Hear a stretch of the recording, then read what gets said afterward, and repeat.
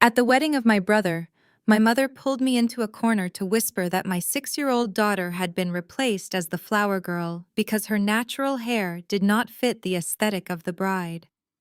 I froze. But what my father did hours later left the entire reception completely speechless. I am Chloe. I am 34 years old. If you have ever been treated like a second-class citizen by your own flesh and blood, let me know where you are watching from in the comments below. Hit the like button and subscribe right now because you will want to hear this story. I stood in the corner of the massive bridal suite at the country club. The air was thick with the smell of expensive hairspray and chilled champagne. I knelt on the carpet, smoothing out the tulle skirt of my daughter Maya. She looked like an absolute angel. Her beautiful, natural hair was styled in 2 perfect puffs, decorated with tiny white silk flowers that I had spent hours sewing in by hand the night before. She was so excited to be the flower girl for her Uncle Marcus. She held her little white basket tightly in both hands. "Mommy, am I doing it right?" she asked, looking up at me with those big brown eyes. "You are doing perfectly, sweetie," I told her, kissing her forehead. Just then, the heavy wooden door of the suite swung open, and my mother Brenda marched in. She did not look at Maya. She did not tell her granddaughter how beautiful she looked. Instead, she grabbed my arm with a grip that dug into my skin and pulled me away from my daughter. "We need to talk right now," my mother hissed, pulling me toward the bathroom where the other bridesmaids were. I shook her hand off my arm. "What is wrong with you?" I asked, keeping my voice low so Maya would not notice. My mother looked around nervously, her eyes darting toward the closed door of the main dressing room where Jessica the bride was getting ready. "Look, Chloe, there has been a slight change of plans," my mother said, refusing to meet my eyes. "You cannot make a big deal out of this. Marcus is already stressed enough." I crossed my arms, feeling the familiar knot of anxiety forming in my stomach. "What kind of change?" I asked. My mother let out a heavy sigh, shifting her weight from one foot to the other. "Jessica decided to go in a different direction for the flower girl," she said quickly, as if rushing through the words would make them hurt less. "Her sister just flew in from Boston with little Lily, and Jessica feels it makes more sense to have her own niece walk down the aisle." I stared at my mother, trying to process the words. Lily was the blonde, blue-eyed niece of Jessica. "But Marcus asked Maya to be the flower girl 6 months ago," I said softly. My voice was trembling, with a mixture of shock and rising anger. "We bought the dress. We paid for the alterations. Maya has been practicing for weeks. She is sitting right out there holding her basket." My mother waved her hand dismissively. "I know, but you have to understand the pressure Jessica is under right now. Her parents paid $50,000 for this wedding. They want everything to be perfect. They have a very specific vision for the photos." "A specific vision," I repeated, stepping closer to my mother. "And my daughter does not fit that vision, Brenda." My mother lowered her voice to a harsh whisper. "Be reasonable, Chloe. Look at her hair. Jessica is going for an elegant winter aesthetic. The natural hair, the puffs, it just does not match the sleek, formal look they are trying to achieve for the bridal party today. Lily has her hair done in a classic French braid. It just flows better with the theme." I felt as though I had been slapped across the face. The microaggression was not even hidden. It was laid bare right in front of me, endorsed by my own mother. "You are telling me that the natural hair of my daughter is not elegant enough for the white aesthetic of Jessica?" I asked, my voice dangerously quiet. "I am telling you to stop being so sensitive and think about your brother for once in your life." My mother snapped, her patience completely gone. "Marcus finally has a chance to marry into a prominent family. The people of Jessica have connections. They have money. This is the biggest day of his life, and you are not going to ruin it by playing the victim over a child role in a wedding." "Keep your voice down," I warned. I glanced back toward the main room where Maya was still practicing with her empty basket. "You are her grandmother. How can you stand there and defend a woman who is actively excluding your own flesh and blood because she does not like her hair?" My mother scoffed, adjusting her expensive pearl necklace. "Oh, please, Chloe. Maya is 6. She will not even remember this by tomorrow. Just take her out to the lobby, buy her a sweet drink, and tell her that big girls get to sit in the audience with the grown-ups. It is not a tragedy, Chloe. It is a compromise to keep the peace. I looked at the woman who raised me. For 34 years, she had always chosen Marcus. Marcus was the golden child. I was the afterthought. But this was a new low. She was not just choosing her son over her daughter anymore. She was choosing the comfort of his racist bride over the dignity of her own granddaughter. The sheer audacity of her standing there demanding that I shrink my child down to make room for the fragile ego of Jessica. Before I could formulate a response that would not involve tearing the room apart, the door swung open again. In walked Marcus, looking exceptionally smug, in a custom-tailored tuxedo, followed closely by his bride-to-be. Jessica was draped in a $15,000 French lace gown that she had made sure to mention the exact price of at every family gathering for the past year. Her blonde hair was pinned up in an intricate, flawless chignon, and her smile was as sharp as cut glass.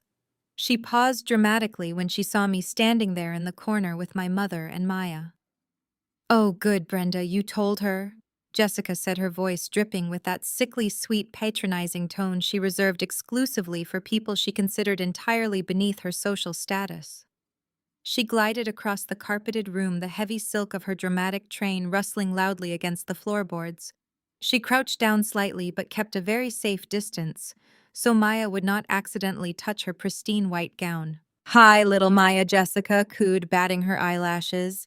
"You look so incredibly cute in that little dress. But Auntie Jessica made a tiny little mistake with the wedding plans today. We have so many important people walking down the aisle, and we just completely ran out of room for little girls." Maya looked extremely confused. She proudly held up her small white woven basket filled with rose petals. "But I am the flower girl," she said, her voice soft and full of innocent, heartbreaking disappointment. "I have my petals ready to throw for Uncle Marcus." Jessica let out a breathless, high-pitched little laugh and stood right back up, turning her sharp attention to me. "Chloe, I am sure you completely understand," she said, her eyes scanning me up and down with obvious disdain. "It is just that my sister Lily has this very specific classic look that works so much better for the professional photographs. Her hair is already perfectly braided in this beautiful traditional style that matches the elegant winter aesthetic we want perfectly. Maya has such beautiful big hair, but it is just a bit too distracting and messy for the sleek, sophisticated upscale vibe we are going for today. We really want the focus to be entirely on the dress, you know." Marcus stepped up right beside his bride, placing a highly protective hand on the small of her back. "Come on, Chloe, do not make that face," he said, adjusting his shiny, expensive silver cufflinks.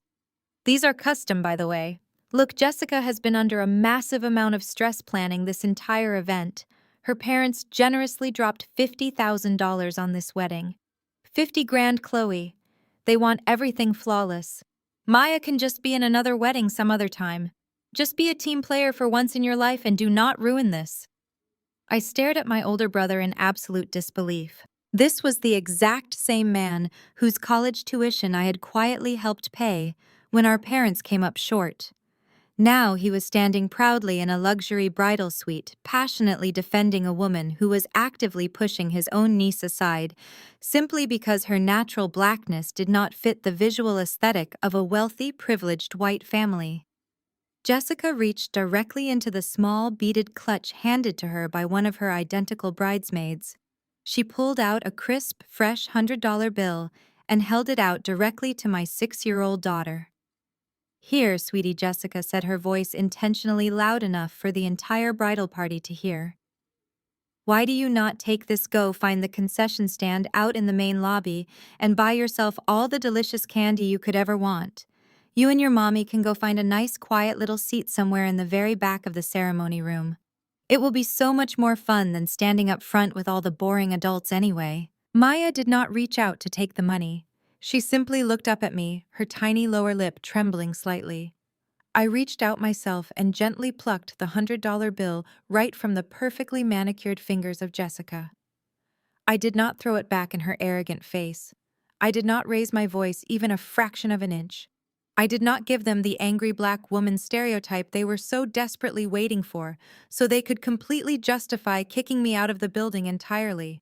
Instead, I carefully and deliberately folded the crisp $100 bill exactly in half and slipped it deeply into my pocket.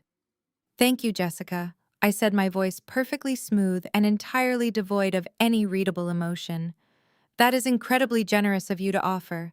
We will gladly go find our seats in the very back." My mother let out a loud sigh of relief. "Thank goodness," Brenda muttered under her breath. "See, Marcus? I told you she would understand." Marcus pointed a stern warning finger directly at my face. "Do not make any kind of scene out there, Chloe," he warned severely.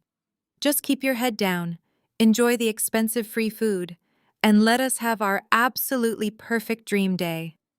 I looked my brother dead in his eyes. "Oh, do not worry about me, Marcus," I replied, a very cold, calculated smile slowly spreading across my face.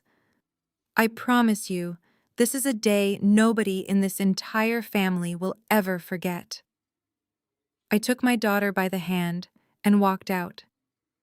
As the heavy wooden door clicked shut firmly behind us, I stood in the hallway. I pulled my phone out from my purse. I opened the secure messaging app and found the direct contact for my executive assistant, David. I typed out a single, decisive text message. "David, lock his accounts, immediately execute Plan B right now." I confidently hit send, without hesitation. The countdown truly began. The ceremony was a blur of hypocritical vows and forced smiles.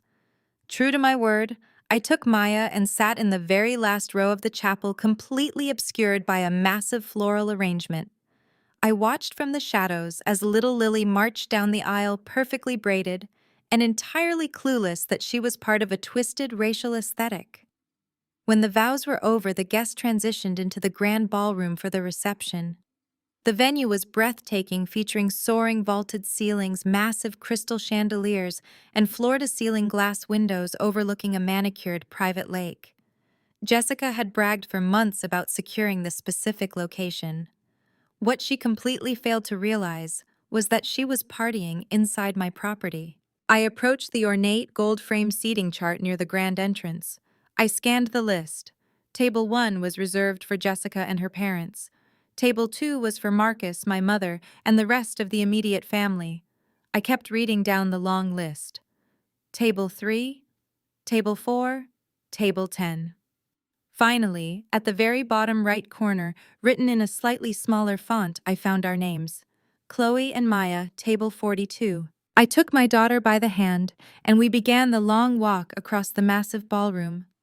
We walked past the tables draped in imported silk linens, past the towering centerpieces of white roses and exotic orchids. The further back we walked, the less decorated the room became. Finally, we reached Table 42. It was not even a proper banquet table. It was a small, flimsy cocktail table that had been hastily draped with a cheap white cloth shoved directly next to the heavy wooden swinging doors of the catering kitchen. Every time a waiter rushed out, the doors banged loudly, sending a rush of hot air, smelling of dish soap and roasted garlic, right into our faces. There were only 2 chairs.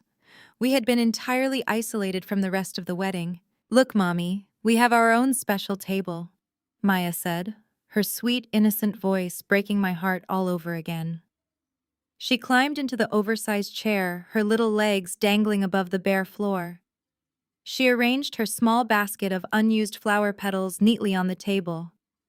"Yes, sweetie, we have the best seats in the house," I lied smoothly, forcing a bright smile for her sake. As the ballroom began to fill up, the glaring disrespect became impossible to ignore. Relatives from the side of Jessica began filtering past us, on their way to the private VIP lounge area. I recognized her Aunt Clara, a woman dripping in gaudy diamond jewelry, who had always looked at me like I was something she stepped on. Clara paused as she walked by, flanked by 2 other wealthy-looking older women. She looked down at our tiny, cramped table next to the bustling kitchen doors and offered a tight, pitying smile. "Oh, Chloe, hello," Clara said loudly, drawing the attention of several nearby guests. "I am so glad you decided to stay. Jessica was so worried you might feel too uncomfortable to attend after the little misunderstanding with the flower girl arrangements. It is so very mature of you to sit back here and just let Marcus have his special day. You know how stressful these high society weddings can be for people who are not used to them." The two women next to Clara let out soft, condescending chuckles. They looked at the natural hair of Maya and then back at me, their eyes full of that silent, judging superiority. I kept my posture perfectly straight. I smiled a hollow, freezing smile. "It is no trouble at all, Clara," I replied, my voice completely steady. "I actually prefer to keep a very close eye on the operations of the room. Enjoy the free champagne." Clara wrinkled her nose slightly at my response but turned and walked away, whispering loudly to her friends about my supposed lack of grace. Just as Clara disappeared into the crowd, the heavy kitchen doors swung violently open. A senior catering captain named Michael stepped out carrying a massive silver tray of hot appetizers. Michael had worked for my private event management company for 5 years. He was one of my most trusted employees. As he turned toward the main floor, his eyes locked directly onto me. He stopped dead in his tracks. The professional smile dropped entirely from his face, replaced by sheer, absolute confusion. He looked at the tiny table, he looked at the kitchen doors, and then he looked back at me, his boss sitting practically in the trash. Michael opened his mouth to speak. He was about to loudly ask why the owner of the entire estate was sitting at a spillover table. I immediately caught his eye. I gave him a fraction of a headshake. Just a tiny, sharp movement left to right. I raised my index finger slightly off the table and tapped it once. It was a silent command we used during chaotic corporate events. It meant stand down and follow the script. Michael swallowed hard. He was a seasoned professional, but I could see the anger flashing in his eyes as he realized what my family had done to me. He gave me a barely perceptible nod, closing his mouth tight. He immediately adjusted his posture, stepping smoothly up to our table. "Good evening, madam," he said, projecting his voice perfectly. "May I offer you and the young lady the very first selections from the chef tonight?" He lowered the heavy silver tray, presenting an array of expensive appetizers directly to Maya. Maya beamed, picking up a tiny quiche. "Thank you, sir," she said politely. Michael offered a deep, respectful bow that was entirely genuine. "Anything you require tonight, madam, you simply give the secret signal to me," he murmured quietly under the loud music, before turning to serve the rest of the completely oblivious room. Michael left Maya eating her quiche. I took a slow sip of my sparkling water. Two familiar figures detached themselves from the crowd and headed straight toward our table by the kitchen doors. It was Aunt Vivian and Aunt Beatrice. They shared her exact talent for passive-aggressive cruelty. They were both wearing heavily sequined dresses that caught the glare of the chandelier above them. Aunt Vivian clutched a crystal champagne flute, while Beatrice held a small designer evening bag tightly against her chest, as if expecting a robbery. "Well, look who is hiding in the corner," Vivian announced, her voice cutting effortlessly through the ambient noise of the ballroom. "We were wondering if you had left early after that little seating arrangement mix-up." "It is not a mix-up, Vivian," I replied, keeping my tone completely flat. "It is exactly where Jessica and my mother wanted us to sit." Beatrice sighed, shaking her head with an exaggerated expression of pity. "Oh, Chloe, do not start playing the victim tonight," she scolded, tapping her long acrylic nails against her glass. "You really need to learn how to be happy for your brother. Look at him up there." She pointed toward the grand head table, where Marcus was laughing loudly with the wealthy father of Jessica. "He looks like $1,000,000, Beatrice continued proudly. "He is a real CEO, now running his tech company, elevating this family to the status we deserve." Vivian leaned in closer, her perfume smelling sharply of heavy roses and alcohol. "Exactly," Vivian chimed in. "When are you going to finally step up, Chloe?" You are 34 years old and you are still doing what little bookkeeping jobs. You really should ask Marcus to hire you at his new company. I am sure he could find a spot for you answering phones or managing the mailroom. It would be a huge step up from whatever it is you are doing to barely scrape by. I slowly placed my water glass down on the cheap linen cloth. I looked at Vivian and then at Beatrice. They were both wearing identical expressions of smug satisfaction, expecting me to look down in shame. Instead, I leaned forward, resting my elbows on the table. A bookkeeping job, I repeated softly. Yes, Vivian, I suppose balancing accounts does give you a very clear memory for numbers. For example, I remember a very specific number from 14 years ago, 20,000. Vivian blinked, her smug smile faltering just a fraction. What are you talking about? She demanded. $20,000? I clarified, keeping my voice perfectly even and calm. The exact amount in the college savings account I worked 2 minimum wage jobs to build during high school. The account my mother had joint access to because I was a minor. Do you remember what happened to that $20,000? Beatrice. Beatrice looked away, her jaw tightening. That is ancient history, Chloe, she muttered. You need to let the past go. No, I do not think I will, I replied smoothly.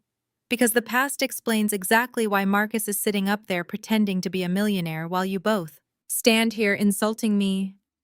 My mother drained my entire college fund the summer before my freshman year. She took every single penny I earned, flipping burgers and cleaning offices to buy Marcus a brand new red Mustang for his 18th birthday. She said he needed a reliable vehicle to drive to his prestigious private college, the college he dropped out of after exactly 1 semester. Vivian scoffed, waving her hand dismissively. Your mother made a parental decision. Chloe. She knew Marcus had the real potential for greatness. He needed to look the part of a successful young man. He wrapped that car around a telephone pole 3 weeks after he got it. I reminded them, my voice turning to ice. And he was entirely at fault. My mother then took out a loan to pay for his legal fees. So please do not stand here and lecture me about stepping up. Marcus has not stepped up a single day in his life. He has simply been standing on my neck while my mother holds my hands down. Beatrice gasped, dramatically placing her hand over her chest. You are so bitter, Chloe. This is exactly why Jessica did not want your daughter in the wedding party. Your negative energy is just toxic. You cannot stand to see your brother succeed because you are jealous. Jealous, I echoed, letting out a short, hollow laugh. Beatrice, I am not jealous of a man who is actively drowning. I am just sitting back and watching the water rise. What is that supposed to mean? Vivian snapped, leaning closer. It means you both should go back to the VIP section and enjoy the expensive catering, I said, motioning toward the main floor. The caviar is excellent tonight. I made sure of it. Neither of them caught the implication of my last sentence. They simply huffed in unison, offended by my complete lack of respect for their golden nephew. You will never change, Chloe. Vivian sneered, adjusting her sequined wrap. You will always be sitting in the back of the room, looking bitterly at people who are better than you. With that parting insult, they both turned and marched back toward the brightly lit center of the ballroom, leaving a trail of heavy rose perfume behind them. I watched them go, feeling absolutely nothing but a cold, sharp sense of anticipation. They had no idea that the entire lavish production they were so incredibly proud of was built on a massive house of cards. And they had absolutely no idea I held the only fan in the room. I turned my attention back to my daughter, who had successfully finished her quiche and was now happily swinging her legs. I looked up and gave my trusted captain the final secret signal once again right now. The main ballroom lights suddenly dimmed, casting a dramatic purple glow across the massive space. The loud chatter completely faded as an upbeat hip-hop song began pulsing through the expensive sound system. A booming voice echoed from the hidden speakers. Ladies and gentlemen, please rise and welcome Mr. and Mrs. Marcus and Jessica. The towering double doors swung open. Marcus and Jessica practically strutted into the room, putting on an award-worthy performance for the crowd. Marcus was grinning wildly, raising his hands, and intentionally flashing a gold Rolex watch that I knew for a fact he bought online for $200. Jessica was doing her absolute best impression of royalty. She waved slowly at the cheering crowd, her diamond ring catching the purple light.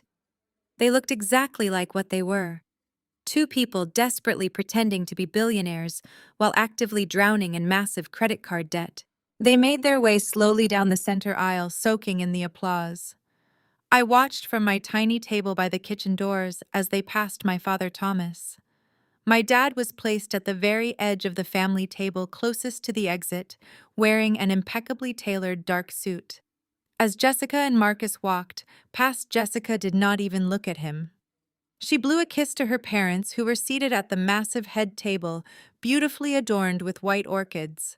The parents of Jessica, Richard and Eleanor, were the perfect epitome of old money arrogance. Richard was a tall, stiff man who looked like he had never smiled in his entire life. Eleanor was a slender woman who spent the evening looking at my family like we were a repulsive science experiment. As the newly married couple finally took their seats, the music lowered. Richard and Eleanor stood up to mingle with the guests. I watched as they walked through the room greeting their wealthy business associates. They moved with aggressive entitlement. Eventually, their path led them directly toward the back of the room, where my father was seated in silence. What happened next was an absolute masterclass in subtle racial disrespect. My father stood up politely, extending his hand to properly greet the parents of his new daughter-in-law. Richard did not break his stride, looking right through my father. Eleanor, however, stopped right in front of my dad, but she did not look at his face. She looked down at the empty champagne glass on his table. "Excuse me," Eleanor said, her voice very sharp. "We need more sparkling water at table 1 right now, and please bring some fresh napkins."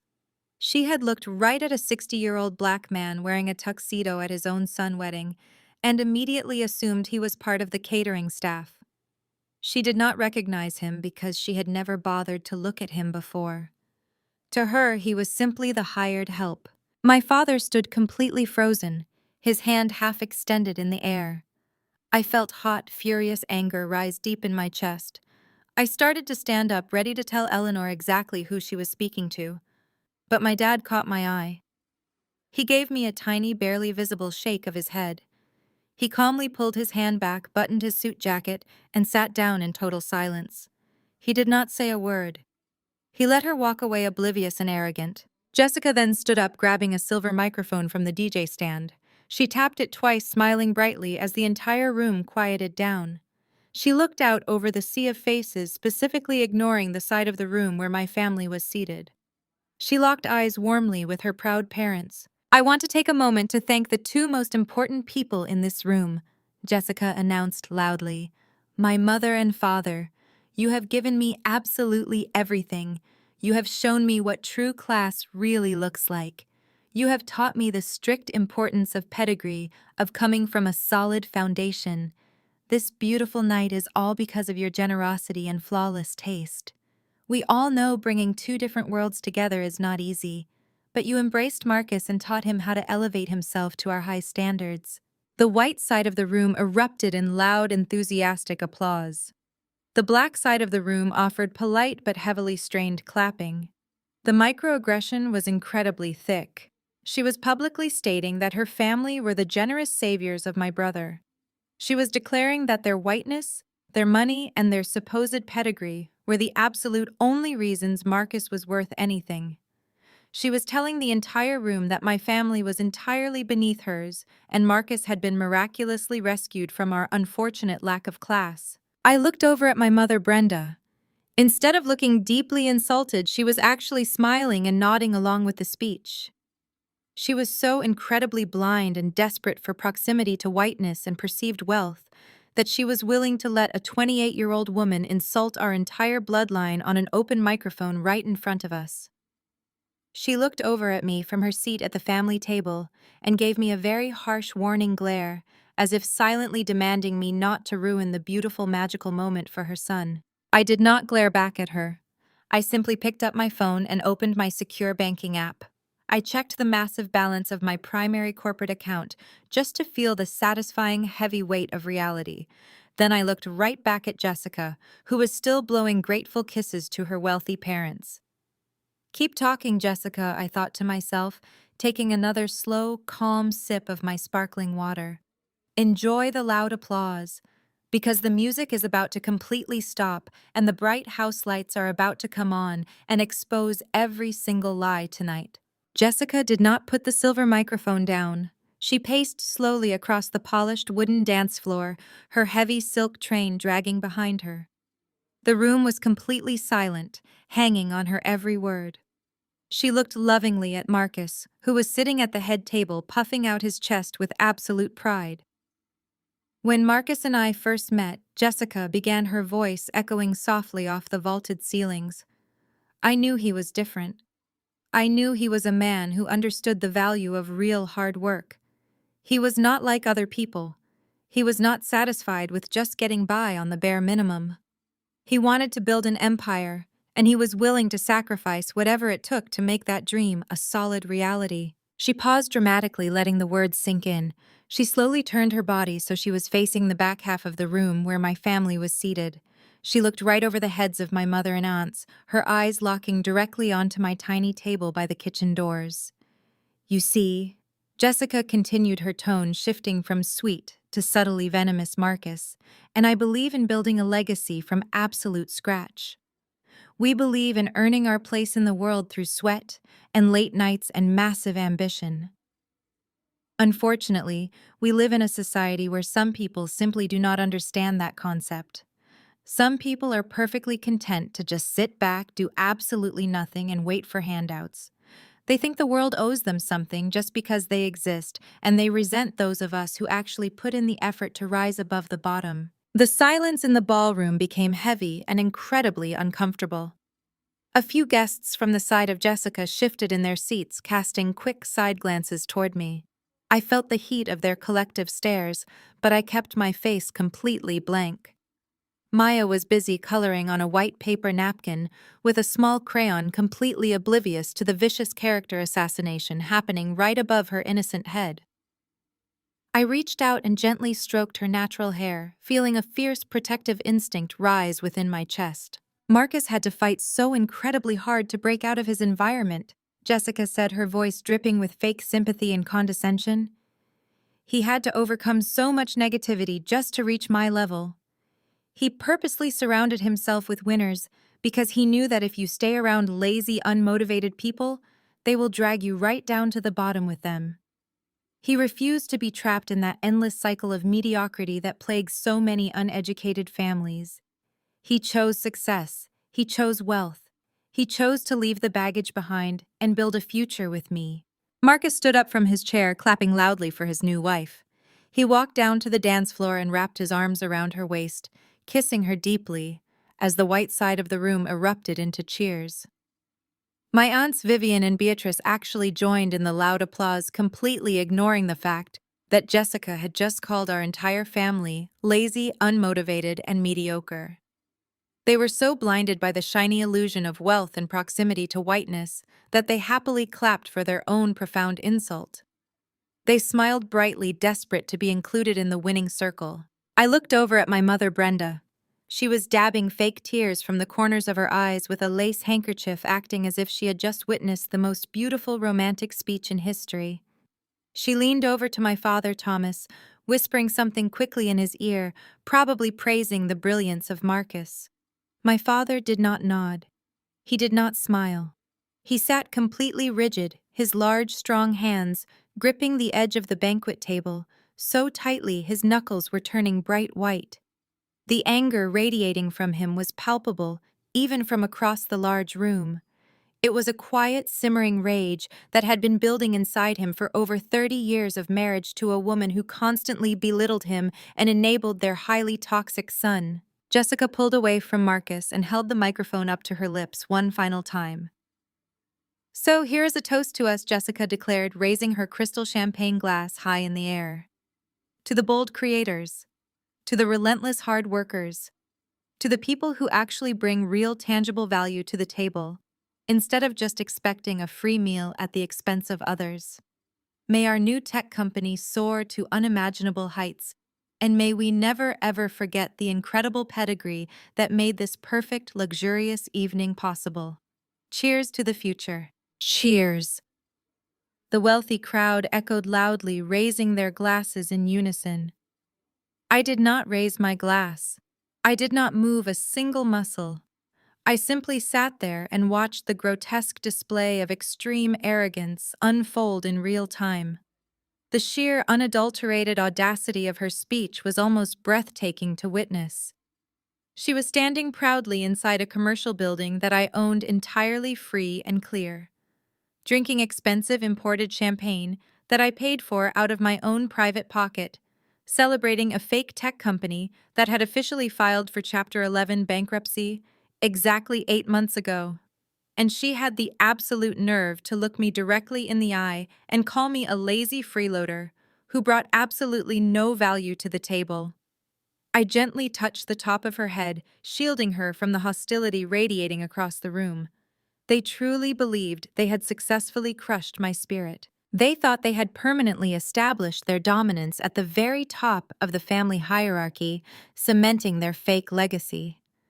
But their entire elaborate performance was nothing more than a hollow, pathetic illusion built on lies. The applause for Jessica finally died down. She smiled radiantly and walked over to the family table, handing the silver microphone directly to my mother, Brenda. My mother stood up eagerly, smoothing down her overly tight sequined dress. She had spent weeks bragging about how much that dress cost entirely, ignoring the fact that her mortgage was 3 months past due.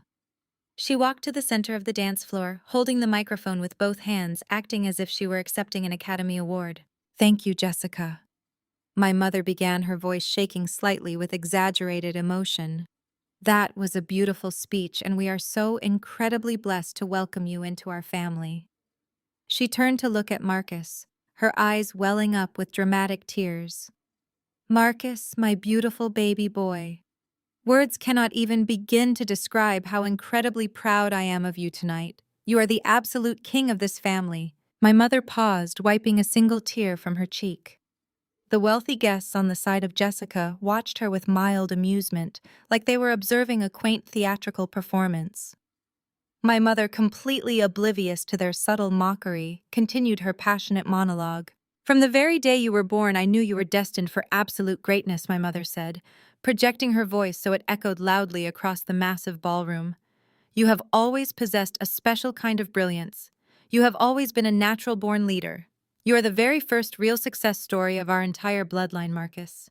You broke the generational curse of mediocrity, and you proved that anyone can rise to the very top if they just work hard enough." I sat at my tiny table by the kitchen doors, feeling a sickening twist in my stomach. The first real success story. Those words hung heavily in the cold air. She was deliberately erasing my entire existence. She was erasing the fact that I graduated top of my class while Marcus dropped out. She was erasing the fact that I built a multi-million-dollar corporate empire from the ground up, while Marcus spent his entire 20s playing video games and bouncing from one failed get-rich-quick scheme to another. She was erasing every single sacrifice I ever made to keep our family afloat during hard times. My mother paced slowly across the floor, warming up to her audience. "It has not been easy for us," she continued, her voice dropping to a dramatic whisper. "We did not come from money like the wonderful family of Jessica. We had to struggle and scrape for everything we had. And sometimes when you are climbing your way to the top, you have to leave certain people behind. You cannot let the failures and the bitter people drag you down. You have to cut the dead weight and soar." She looked directly toward the back of the room. She did not say my name, but she did not have to. Every single person sitting at her table knew exactly who she was talking about. My aunts Vivian and Beatrice nodded in solemn agreement, sipping their expensive champagne. "Mommy, why is Grandma talking about dead weight?" Maya asked, her sweet, innocent voice easily piercing through the brief silence in our quiet corner of the room. "Is she talking about us?" My heart shattered into a million tiny pieces. I looked down at my beautiful, intelligent 6-year-old daughter. She was far too smart for her own good. She could feel the heavy hostility radiating from the woman who was supposed to love and protect her. I did not want those toxic, poisonous words to take root in her pure mind. I reached out and gently placed my hands over both of her ears. "No, sweetie," I whispered softly, even though I knew she could not hear me. "Grandma is just telling a very silly fictional story. You just keep coloring your beautiful picture." I kept my hands firmly pressed over the ears of my daughter, blocking out the sound of my mother continuing to praise a man who was actively drowning in debt. I looked away from the dance floor and scanned the room. My eyes bypassed the wealthy, arrogant in-laws. My eyes bypassed the smug, judgmental aunts. My eyes landed directly on my father Thomas. He was still sitting at the very edge of the family table, but his posture had completely changed. He was no longer staring blankly at his empty champagne glass. His head was raised high, his broad shoulders were squared. He was looking directly at me across the vast expanse of the luxurious ballroom. The expression on his face sent a sudden chill straight down my spine. My father was a quiet man. He was a man who worked long, grueling shifts at the post office for 40 years, keeping his head down and handing his entire paycheck over to a wife who never respected him. He was a man who swallowed his pride daily just to keep the fragile peace in our highly dysfunctional household. I had never seen him truly angry. I had seen him tired. I had seen him defeated. But I had never seen the look that was currently burning in his dark eyes. He looked absolutely furious. It was a cold, calculated, terrifying rage. He saw me sitting next to the swinging kitchen doors. He saw my hands covering the ears of his only granddaughter to protect her from the venomous words of his own wife. He saw the complete and utter humiliation that his family had orchestrated against the only child who had actually ever made something of herself. Our eyes remained locked together for what felt like an eternity. He did not give me a small, subtle nod this time. He did not signal for me to stand down or keep the peace. Instead, he reached up and slowly unbuttoned his suit jacket. He pushed his chair back from the table.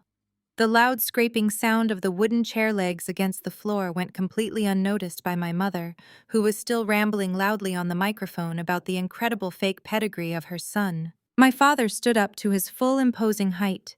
He took a deep breath, smoothing his tie. He did not look at Jessica. He did not look at the wealthy parents of the bride. He looked directly at my mother. The quiet, compliant man I had known my entire life was completely gone. He was finally ready to burn the entire elaborate illusion straight to the ground. My father reached down and picked up his heavy crystal water glass with his left hand. With his right hand, he picked up a solid silver soup spoon. He raised the glass and the spoon to chest level. Ding, ding, ding. The sharp, piercing sound of silver striking crystal cut abruptly through the lingering, polite applause of the wealthy guests. He hit the glass again, harder this time. Ding, ding, ding. The sharp ringing echoed across the massive vaulted ceilings of the ballroom, completely shattering the smug, self-congratulatory atmosphere my mother had just so carefully crafted. The lively chatter at the front tables instantly died down. Dozens of heads turned toward the family table. People were expecting to see a drunken uncle trying to make a terrible joke, or perhaps a rowdy groomsman attempting to steal the spotlight for himself. But instead they saw Thomas. They saw a man who had not spoken more than 2 consecutive sentences the entire evening, standing with absolute rigid authority. The heavy silence that followed the ringing was thick and deeply uncomfortable. It was the kind of sudden absolute quiet that happens right before a massive thunderstorm breaks. My mother immediately realized what was happening.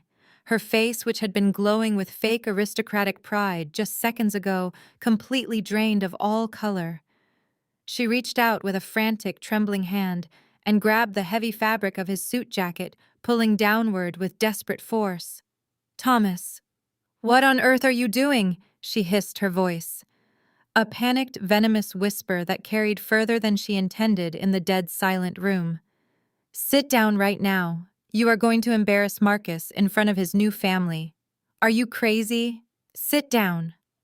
For 35 years, my father had always sat down.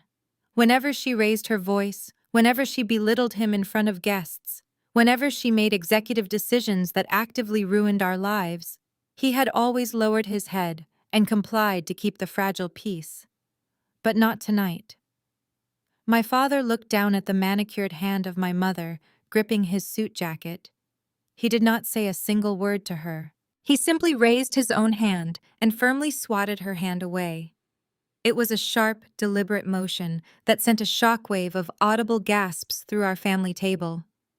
My mother fell back into her chair, her mouth hanging open in utter, absolute disbelief.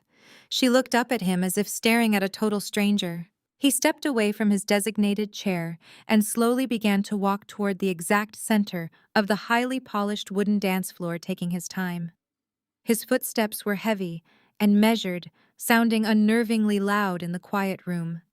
He walked with the slow, purposeful stride of an executioner ascending the steps to the gallows. I watched him move, feeling my heart pounding wildly against my ribs. Marcus, who was still standing near the head table, shifted nervously, transferring his weight from one foot to the other. His fake, confident smile completely vanished entirely, replaced by the panicked look of a little boy who knew he was finally in real trouble. "Dad, what are you doing?"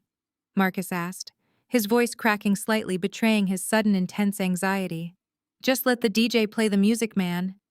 Jessica took a step back, clutching her expensive lace gown, her eyes darting nervously toward her wealthy parents. Richard and Eleanor were staring at my father with tight expressions of deep aristocratic offense, clearly annoyed that the quiet relative was interrupting their perfect, heavily curated evening. My father ignored them all. He walked directly up to the microphone stand, standing right where my mother had stood just moments before. He reached out with his large, strong hands and pulled the silver microphone from the stand. The speakers let out a brief, sharp whine of feedback that made several guests wince and instinctively cover their ears. The sound only added to the suffocating tension that was rapidly choking the entire ballroom. He stood dead center under the massive sparkling crystal chandelier, completely commanding the attention of every single person in the room. He did not smile. He did not offer any warm, polite greetings to ease the awkwardness. He stood there letting the heavy, suffocating silence stretch out for 10, 20, 30 seconds. People began to shift uncomfortably in their seats. Waiters stopped moving, holding their trays frozen in midair. My catering captain, Michael, stood near the swinging kitchen doors, his arms crossed over his chest, watching my father with deep, focused respect. My father slowly scanned the room. He looked at Richard and Eleanor sitting like royalty at their head table. He looked at Jessica, who was practically shrinking behind her new husband.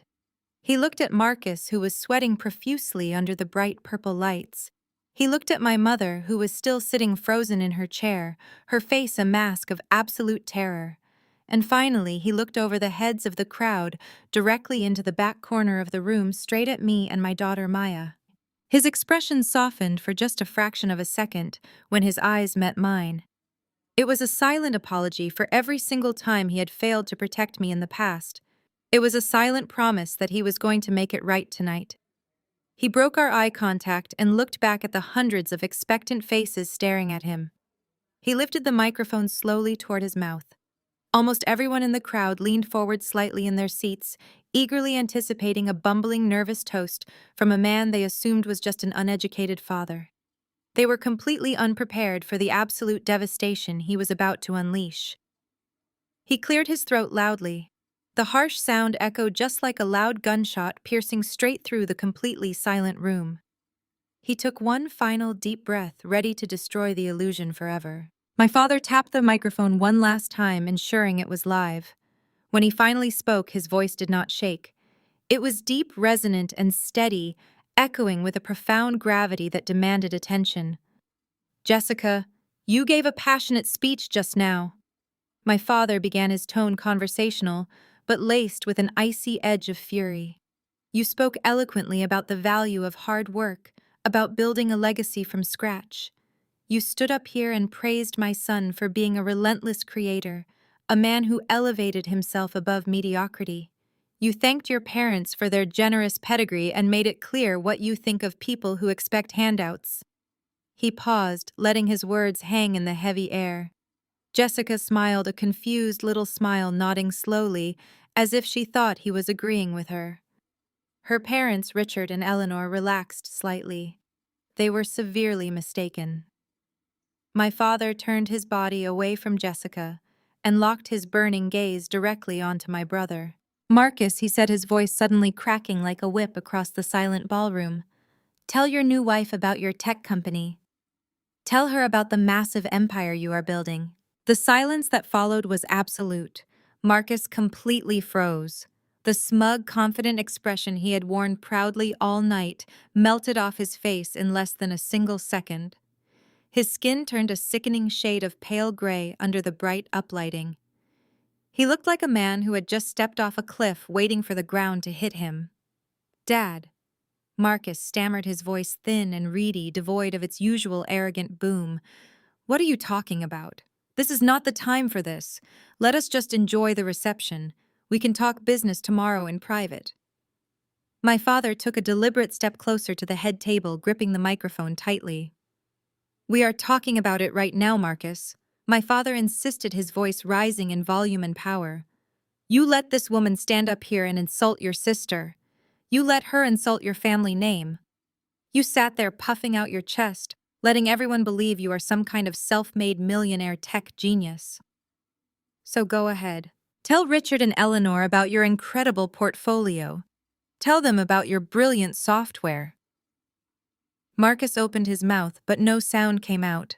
Jessica looked back and forth between Marcus and my father, her perfectly manicured eyebrows drawing together in deep confusion. Marcus, what is he talking about? Jessica asked, her voice tight with sudden anxiety, her hands shaking visibly. Tell him about the new app launch.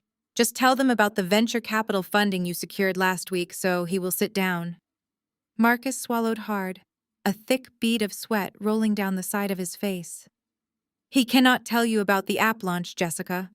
My father answered for him, his voice booming through the speakers. Because there is no app, there is no venture capital funding, there is no tech company. It is all a massive, pathetic lie. The wealthy side of the room erupted into a chorus of sharp gasps and frantic whispers. Richard slammed his glass down onto the table, his face turning bright red. See here, Thomas, Richard barked, standing up.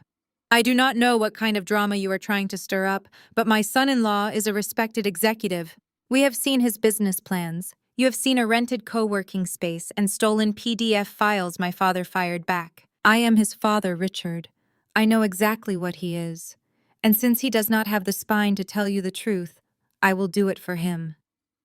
My father pulled a folded piece of paper from his tuxedo jacket. He opened it slowly, smoothing out the creases. Marcus filed for Chapter 11 bankruptcy, exactly 8 months ago. My father read from the paper, his voice echoing relentlessly. His supposed tech company was nothing but a shell used to secure fraudulent loans. He has absolutely zero income. He has not drawn a legitimate paycheck in over 2 years. What he does have is over $150,000 in high-interest credit card debt spread across 7 different banks. The ballroom descended into absolute chaos. Eleanor grabbed her chest, letting out a dramatic, horrified gasp. Jessica physically recoiled from Marcus, backing away until her waist hit the edge of the table. She looked at the man she had just married, her eyes wide with sheer terror and disgust. Marcus, tell me he is lying. Jessica screamed, her voice cracking. Tell me you did not lie to my father about your financials. Marcus reached out, trying to grab her hands. Jess, baby. Please, I can explain everything. He begged, his voice whining and pathetic, desperate to keep his wealthy prize. I just need a little more time to get the bridge funding together. Do not listen to him. He is just jealous. Jealous, my father roared, his voice completely overpowering the frantic whispers of the crowd. Jealous of a 30-year-old man who sleeps on a mattress on the floor of a rented room, pretending to be a king. You let these people pay $50,000 for a wedding because you could not even afford to buy the plastic ring on her finger. You are a fraud, Marcus. A complete and utter fraud.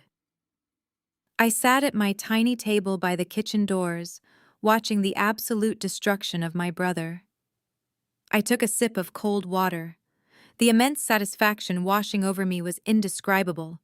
The wealthy white in-laws who had looked at my family with extreme disdain were now looking at Marcus with pure hatred. But my father was not finished. He turned his burning eyes away from the shattered groom and locked his gaze directly onto his wife, preparing to deliver the final killing blow to her. My mother Brenda could not take it anymore. She practically leaped out of her chair, her high heels scraping violently against the polished floor. She rushed across the dance floor, her expensive sequined dress flashing under the bright lights. She was no longer the proud, elegant matriarch she had pretended to be. She looked like a desperate, cornered animal. She lunged directly at my father, reaching out with both hands to grab the silver microphone away from his face. "Thomas, stop it right now," she screamed, her voice shrill and echoing without the aid of the speakers. "You are ruining everything. Give me that microphone before you completely destroy our son." My father did not flinch. He simply shifted his weight and pulled the microphone out of her frantic reach. He looked down at the woman he had obeyed for 3.5 decades with absolute cold detachment. "I am not ruining anything," Brenda, my father said, speaking directly into the microphone so the entire room could hear the finality in his voice. "I am finally cleaning up the massive toxic mess you have spent 35 years making. I am finally telling the truth." My mother grabbed his arm, her perfectly manicured nails digging into the dark fabric of his tuxedo jacket. "Please, Thomas," she begged, her voice dropping to a frantic, desperate whisper that the microphone still managed to pick up. "Please do not do this in front of Richard and Eleanor. We can fix this. Tell them you made a mistake. Tell them you had too much to drink." My father let out a harsh, humorless laugh that boomed across the ballroom. "A mistake," he echoed. "The only mistake I made was letting you manipulate me for so long. You stood right here on this very floor just 10 minutes ago and bragged about your sacrifices. You let Jessica thank her wealthy parents for their generous $50,000 contribution to this circus. And then you smiled. You sat there pretending that you had matched their financial contribution. You told our entire family that you had worked tirelessly and saved up $50,000 over the past year to help pay for this luxury wedding so your golden boy could have his perfect day." My mother went entirely rigid. The frantic energy completely drained out of her body, leaving her paralyzed in the center of the room. She stared at my father with wide, terrified eyes, shaking her head slightly in a silent, desperate plea. "Thomas, no," she mouthed. "Oh yes, Brenda," my father declared, his voice rising with righteous fury. "Let us talk about that $50,000 you supposedly saved up. Let us talk about the incredible financial pedigree you claim we have." I went to the bank on Friday morning to make a withdrawal from our joint savings account. But the teller pulled me aside into a private office. She asked me if I was aware of the new massive debt attached to our family home. The silence in the ballroom was so absolute you could hear the ice melting in the water glasses. Richard and Eleanor, the wealthy parents of the bride, were now leaning forward in their seats, their faces twisted in identical masks of sheer horror. Jessica covered her mouth with her hands, her eyes darting between Marcus and my mother. I had absolutely no idea what the teller was talking about. My father continued, his voice echoing relentlessly. "Until she showed me the paperwork. You did not save a single penny for this wedding, Brenda. You secretly took out a second mortgage on our family home behind my back. You forged my signature on the bank documents and leveraged the only valuable asset we have left in this world, just so your 30-year-old broke son could throw a party to impress a family that looks down on us." A collective gasp ripped through the side of the room, where the family of Jessica was seated. Richard stood up abruptly, his chair crashing to the floor behind him. "Are you telling me," Richard demanded, his voice trembling with aristocratic rage, "that the money used to pay for this wedding was obtained through mortgage fraud?" My father turned slightly to look directly at the enraged father of the bride. "That is exactly what I am telling you, Richard," my father answered calmly. "She risked the roof over my head to buy your daughter imported orchids and French lace. She mortgaged our entire future so Marcus could pretend to be in your tax bracket for one single night." My mother covered her face with her hands, letting out a loud, pathetic sob. She collapsed onto her knees right there on the polished wooden dance floor, her expensive dress pooling around her like a deflated balloon. It was for Marcus, she wailed, her voice muffled behind her shaking hands. I had to do it, Thomas. He needed this. He needed to look successful. You do not understand how hard it is for him. My father looked down at her, his expression completely devoid of any sympathy. No, Brenda, you do not understand, he corrected her, his tone dripping with absolute disgust. He does not need to look successful. He needs to actually be a man. And you have prevented him from becoming one his entire life. You stole the college fund of your own daughter to buy him a sports car he wrecked. You let him disrespect his sister. You let his new wife banish your own flesh and blood granddaughter to the back of the room like trash. And now you have stolen my retirement piece to buy him a fake wealthy lifestyle. I sat at my tiny table watching this beautiful justice unfold. The illusion of the self-made tech genius was dead. But my father was not finished. He turned away from my mother and looked directly at me. The most devastating final revelation was about to drop. My father turned his body completely away from the weeping form of my mother on the floor. He lifted his right hand and pointed a single steady finger toward the back of the massive ballroom. He pointed directly at the swinging kitchen doors where my 6-year-old daughter and I had been shoved out of sight. I want every single person in this room to turn around and look back. There, my father commanded, his voice, echoing with absolute authority over the silent crowd. Look exactly at where my wife and my son placed my daughter Chloe. They put her at a tiny spillover cocktail table right next to the trash cans and the dirty dishes. They banished her and her beautiful daughter because they felt her natural hair and her quiet life did not fit the elegant aesthetic of this fraudulent fantasy wedding. The entire room turned in unison. Hundreds of wealthy guests, relatives, and friends shifted in their expensive seats to stare at me. I did not shrink down or look away. I sat perfectly straight in my flimsy chair, resting my hands calmly on the white tablecloth. You see, Jessica? My father continued, his voice dripping with lethal irony. You stood up here just minutes ago and talked about people who do not understand hard work. You publicly called my daughter lazy. You called her dead weight holding your husband back. But let me tell you exactly who that woman sitting by the kitchen doors really is. Richard and Eleanor turned around, straining their necks to see me. Their faces were pale and completely bewildered by the sudden shift in power. When Brenda told me the wedding venue was completely paid for, she blatantly lied. My father said, projecting his voice louder. She only paid the initial deposit with her stolen mortgage money. The massive remaining balance required to rent this luxury estate and hire this premium catering staff was mysteriously waived. Marcus told everyone he negotiated a genius corporate discount through his fake tech connections. Marcus shook his head frantically from the head table, grabbing the edge of the tablecloth. Dad, please stop, he whispered loudly, his face slick with nervous sweat, but my father completely ignored him. He did not negotiate anything. My father roared, the anger returning to his tone. The balance was entirely waived because the owner of this premium catering company silently stepped in to cover the massive debts of her completely useless brother. That incredible 5-course meal you are all eating right now, the imported caviar, the expensive champagne, the flawless service. All of it was directly provided by Apex Event Management. And who exactly owns Apex? My father paused, letting the silence stretch until it was almost physically painful. Chloe owns it. A massive wave of shocked murmurs swept fiercely through the room. Aunt Vivian and Aunt Beatrice dropped their jaws, staring at me as if I had suddenly grown a second head. Eleanor gasped loudly, looking down at her half-eaten plate of expensive sea bass as if it had suddenly caught fire. But that is not all, my father said, his voice vibrating with an intense, fierce pride. You all think Marcus is the brilliant real estate mogul. You think he is the one building a legacy from scratch. Let me tell you about the luxury building you are standing inside right now. This $1 million lakeside venue does not belong to some faceless corporate entity or a rich old family.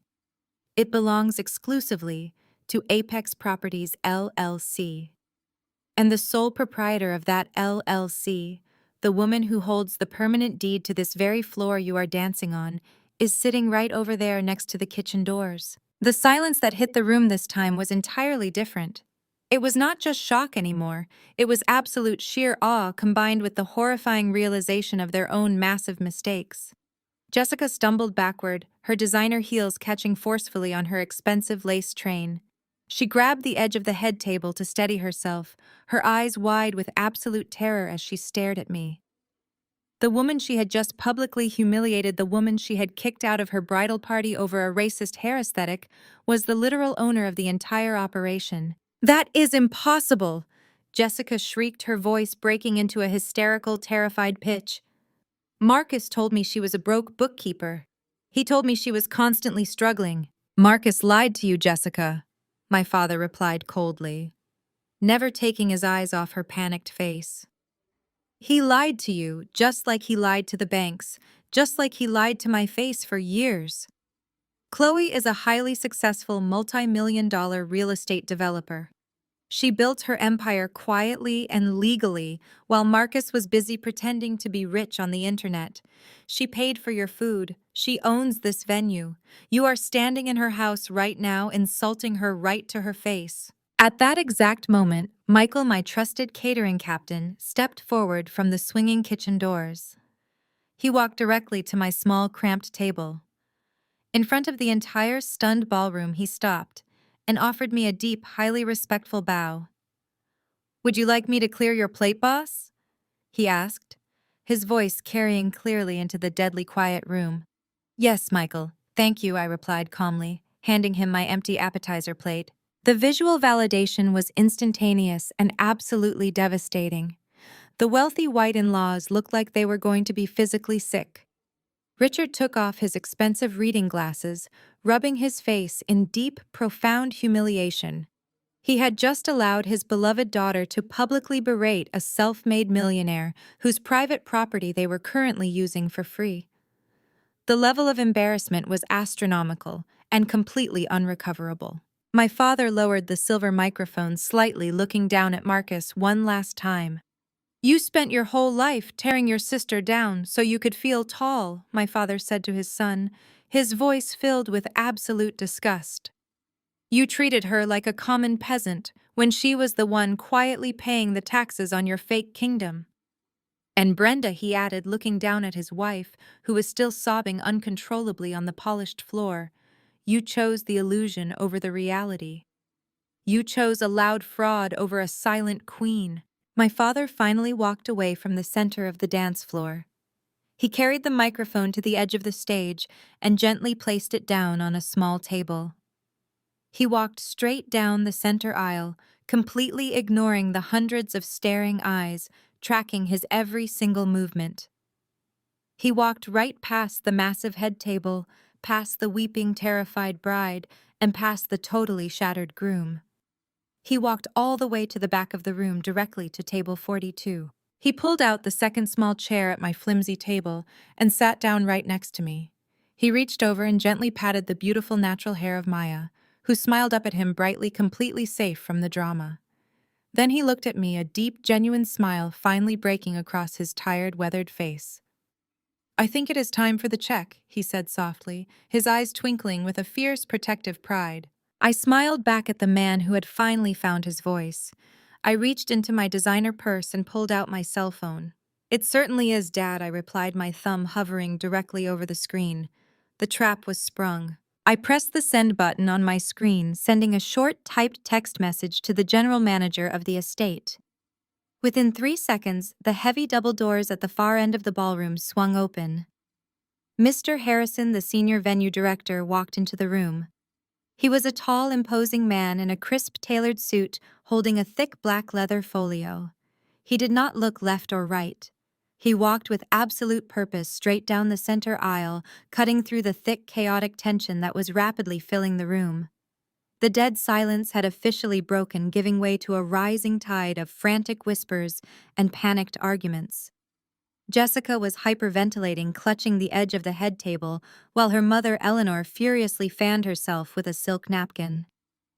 Richard, the wealthy father of the bride, was aggressively whispering to his personal lawyer on his phone, already trying to legally distance his family from the unfolding disaster. Marcus stood frozen, his eyes darting frantically around the room, looking for an escape route that did not exist. Mr. Harrison reached the head table. He did not offer a polite bow or a warm congratulatory smile. He stopped directly in front of Marcus and placed the heavy black leather folio squarely onto the table, knocking over a champagne flute in the process. "Excuse me," Mr. Harrison said, his voice carrying clearly over the rising panic of the guests. "Mr. Marcus Brooks, I need your immediate attention." Marcus flinched, staring down at the black binder as if it contained a live explosive device. "What is this?" Marcus demanded, his voice shaking uncontrollably. "I am in the middle of my wedding reception. You cannot just interrupt us like this. Who do you think you are?" Mr. Harrison stood perfectly straight, adjusting his silver tie. "I am the general manager of Apex Properties, LLC," he replied, his tone strictly professional and entirely devoid of any warmth. "And I have been instructed by the sole owner of this property to present you with your finalized invoice. Ms. Chloe has officially revoked your unauthorized family discount. She has also revoked the complimentary venue hold and the waived catering fees that you initially claimed were corporate sponsor perks. Therefore, your final balance is due right now." Mr. Harrison opened the leather folio and flipped to the last page, sliding a sleek silver pen across the table. "Here is the itemized bill for $80,000 payable immediately." The number echoed through the room like a physical blow. $80,000! Marcus choked on the air, his eyes bulging out of his head. "You have got to be kidding me," he gasped, grabbing the edge of the folio. "You cannot do this.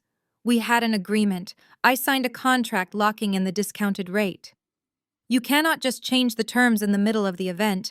That is highly illegal. I will sue this entire company." Mr. Harrison did not blink. "Actually, sir, you signed a contract stating that you were the chief executive officer of a solvent tech company," he corrected him smoothly, pulling a secondary document from the binder. "You guaranteed the booking using corporate credit that we now know to be entirely fraudulent. You also claimed the property owner was your silent business partner, which allowed you to bypass the standard security deposits. That constitutes deliberate financial fraud. Because you breached the core terms of the agreement by falsifying your financial standing, the owner possesses the absolute legal right to demand full market value compensation on the spot." Marcus looked like he was going to vomit. He looked wildly across the room toward my table, his eyes pleading with me to stop this public execution. "Chloe, please," he shouted across the ballroom, his voice cracking with sheer desperation. "Tell him to back off. We are family. You cannot charge me $80,000 for my own wedding. I do not have that kind of money and you know it. Tell him to tear up the invoice right now." I did not raise my voice. I did not stand up. I simply looked at him from my tiny seat by the kitchen doors and offered a very cold, tight smile. "You told Jessica that I was lazy and expected handouts," I called back, my voice carrying easily in the stunned silence of the room. "You told her parents that you were building a legacy from scratch. Well, Marcus, it is time to start building. I expect the payment in full, or I will have Mr. Harrison call the police to report a massive theft of services." Jessica let out a loud, piercing scream. She slammed her hands down on the head table, shaking the expensive floral arrangements. "Marcus, what is happening?" she shrieked, turning on him with absolute fury. "You told me you paid for everything. You told me you were a millionaire. You told me your sister was just a jealous, broke loser who worked in a tiny cubicle. You lied to me. You humiliated my family in front of our friends."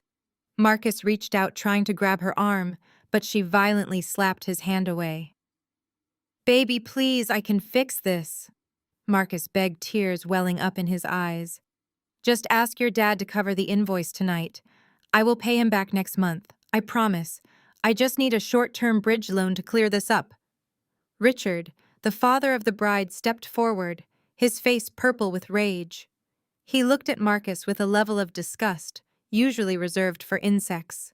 "Do not you ever speak to my daughter again." Richard roared, pointing a trembling finger at the groom. "And do not you dare ask me for a single dime. You are a con artist. You conned your way into my family, you conned my daughter into marrying you, and you conned your own sister. You are completely on your own, Marcus. We are officially done." Richard physically turned his back on Marcus. He pulled his terrified wife, Eleanor, closer to his side and began dialing another number on his cell phone. Jessica stood completely frozen at the head table, her chest heaving as the absolute reality of her situation finally crashed down on her. She looked down at her hands. She stared at the expensive diamond ring sparkling on her finger. A ring that was undoubtedly bought on fraudulent credit or stolen funds. She let out a sound that was half gasp and half scream. She clawed at her own finger, desperately trying to pull the ring off. It was stuck. She pulled harder, scratching her own skin until the diamond finally slid over her knuckle. She threw the ring directly at the chest of Marcus.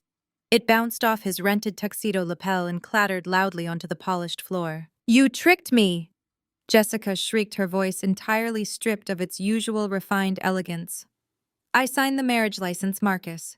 We signed the legal papers in the bridal suite just 2 hours ago. I am legally tied to a bankrupt criminal. You are a complete sociopath. You lied to me every single day for 2 years. You told me you owned a penthouse. You told me you were finalizing a multi-million-dollar merger. You let me stand up there on a microphone and brag about you to all my friends. You made me look like an absolute fool." Marcus dropped to his knees right there on the dance floor, completely abandoning any remaining shred of his pride. He scrambled across the wood, trying to grab the hem of her expensive lace dress. "Jess, please," he cried, tears streaming freely down his panicked face. "Do not do this. I did it all for you. I just wanted to give you the life you deserved. I love you." "Do not touch my daughter!" Eleanor screamed, stepping forward and kicking his hand away with her expensive designer shoe. The polite, thinly veiled microaggressions that Jessica and her family had used all night were completely gone. The mask of wealthy white civility completely slipped off, revealing the ugly, blatant hatred underneath. Eleanor looked down at Marcus like he was a stray, diseased animal that had wandered into her immaculate home. "I always knew what you were," Eleanor spat, her face twisted in absolute disgust. "I told Richard from the very first day you walked into our house that you were nothing but a cheap street hustler playing dress-up. We bought you those custom suits. We paid for your country club membership. We tried to wash the absolute filth off you and teach you how to act like a civilized human being. But you cannot change what is in your blood. You are just a pathetic, broke con artist from a mediocre family." My mother Brenda whimpered from her spot on the floor, hearing her family name dragged through the mud, but she did not dare speak up. She had worshipped Eleanor all year, desperately craving her wealthy approval. Now Eleanor was looking at my brother and calling him a street hustler, right to his face, and my mother was entirely powerless to stop it. Marcus was sobbing openly now, a grown man groveling on the floor of a luxury estate. "Eleanor, please listen to me," Marcus begged, holding his hands up in a desperate prayer. "My company is just going through a restructuring phase. I have investors lined up. If you just help me pay this one venue invoice, I swear I will pay you back double. Just do not let Jessica leave me." Richard snapped his cell phone shut and stepped directly over the sobbing body of my brother to reach his daughter. He wrapped a protective arm around Jessica. "I just spoke to my legal team," Richard announced, his voice booming over the stunned whispers of the crowd. "They are already drafting the annulment paperwork. We are filing for immediate dissolution based on extreme financial fraud and deception. You will never see my daughter again, Marcus. You will never set foot in our home again. If you attempt to contact her, my lawyers will have you arrested for harassment, and I will personally make sure the district attorney looks into your little shell company. You are going to federal prison, you absolute parasite." Jessica was hyperventilating, clinging to the suit jacket of her father.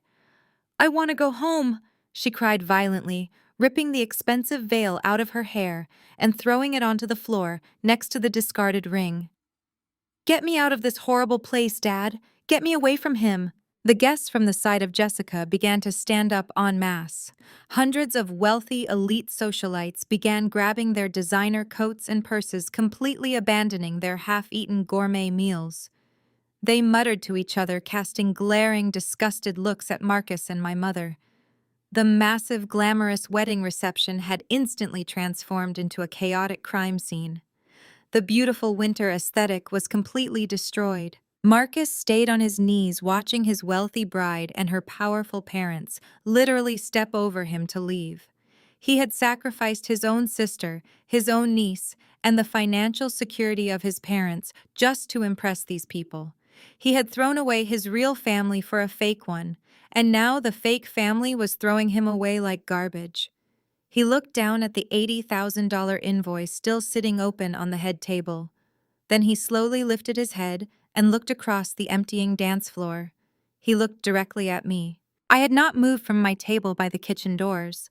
I was sitting perfectly still watching the entire magnificent collapse with a calm, steady expression. I took another slow sip of my sparkling water. The sheer terror and profound grief in the eyes of my brother quickly mutated. It shifted from panic into something much darker. His face hardened, his jaw clenching so tightly I could see the muscles jumping under his skin. He realized that his bride was gone. He realized his fake wealth was gone.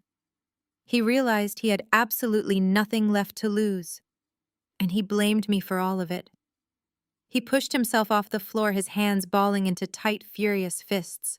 The sudden violent shift in his posture was unmistakable. Marcus let out a guttural scream that tore through the remaining quiet of the ballroom. It was not a scream of sorrow, but of pure, unadulterated rage. "You did this to me," he roared, his voice cracking under the intense strain of his own fury. "You ruined my life, Chloe. You planned this entire thing just to destroy me in front of her." He took a heavy, aggressive step forward. My mother Brenda screamed from her spot on the floor, begging him to stop, but he was completely deaf to her pleas. He was entirely consumed by the absolute need to physically punish the person who had exposed his pathetic reality. "You could not just let me have one single day," Marcus yelled, his heavy dress shoes pounding against the polished wood of the dance floor as he began to charge directly toward my table. "You always had to make me look like a failure. Well, I am going to teach you a lesson you will never forget." My father Thomas immediately stood up, placing his large body directly in front of my daughter Maya, shielding her completely from the sight of her deranged uncle. But I did not stand up. I did not scream for help. I did not cower or brace myself for an impact. I simply sat there at my tiny table by the kitchen doors, watching my brother charge at me like a raging bull. I casually reached out and wrapped my hand around the cool glass of my sparkling water. Marcus closed the distance rapidly. He was breathing heavily, his face twisted into an ugly mask of violent desperation. He was less than 10 feet away. He raised his right fist, pulling his arm back to strike me. He was completely focused on my face, anticipating the satisfying sound of breaking my calm demeanor. But he never even made it to the edge of my table. From the shadows of the swinging kitchen doors, 3 massive men in impeccably tailored dark suits suddenly materialized. They moved with a terrifying, silent speed. They had been standing perfectly still in the dark hallway all night, blending in as venue management. But they were actually elite private security contractors I had hired specifically for this event. I knew my brother. I knew the fragile, explosive nature of his toxic ego, and I knew exactly how he would react when his fake empire finally crumbled. I had prepared for this exact moment. The lead security guard, a man named Vance, stepped directly into the path of my charging brother. Marcus did not even have time to register the massive obstacle in front of him before Vance moved.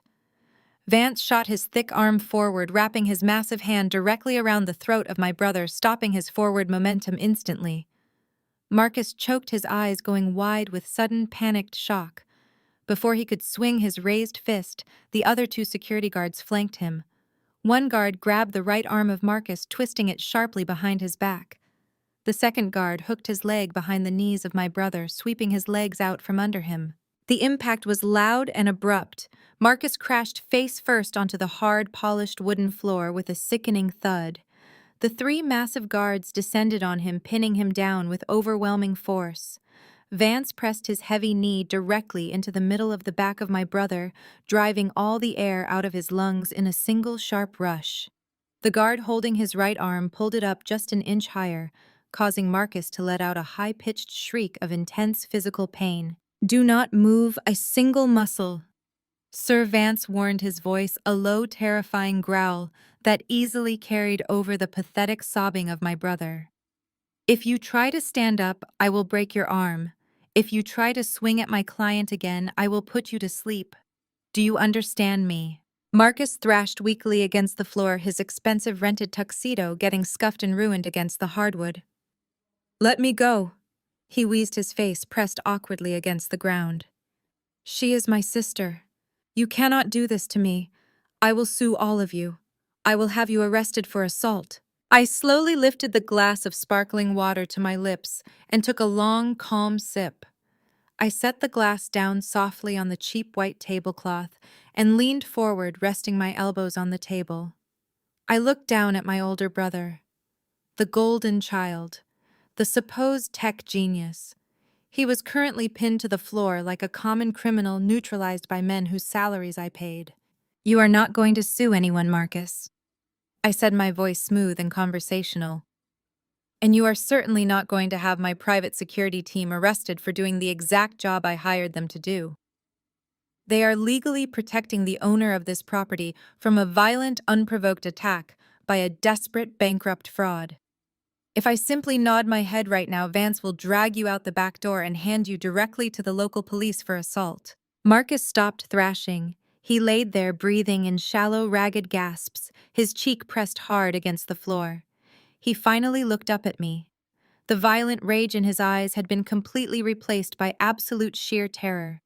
He finally understood the massive, insurmountable gap in our power. He had spent his entire life bullying me because he thought I was weak. He thought my silence was submission.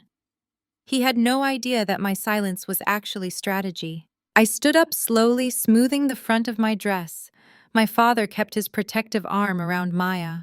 "Let him up, Vance," I commanded softly, ready to deliver the final absolute devastating legal blow to his pathetic, shattered life forever. Vance released his grip and stepped back, allowing my brother to peel himself off the floor. Marcus pushed himself up onto his knees and stumbled to his feet. His rented tuxedo was covered in dust. His bow tie hung loosely around his neck.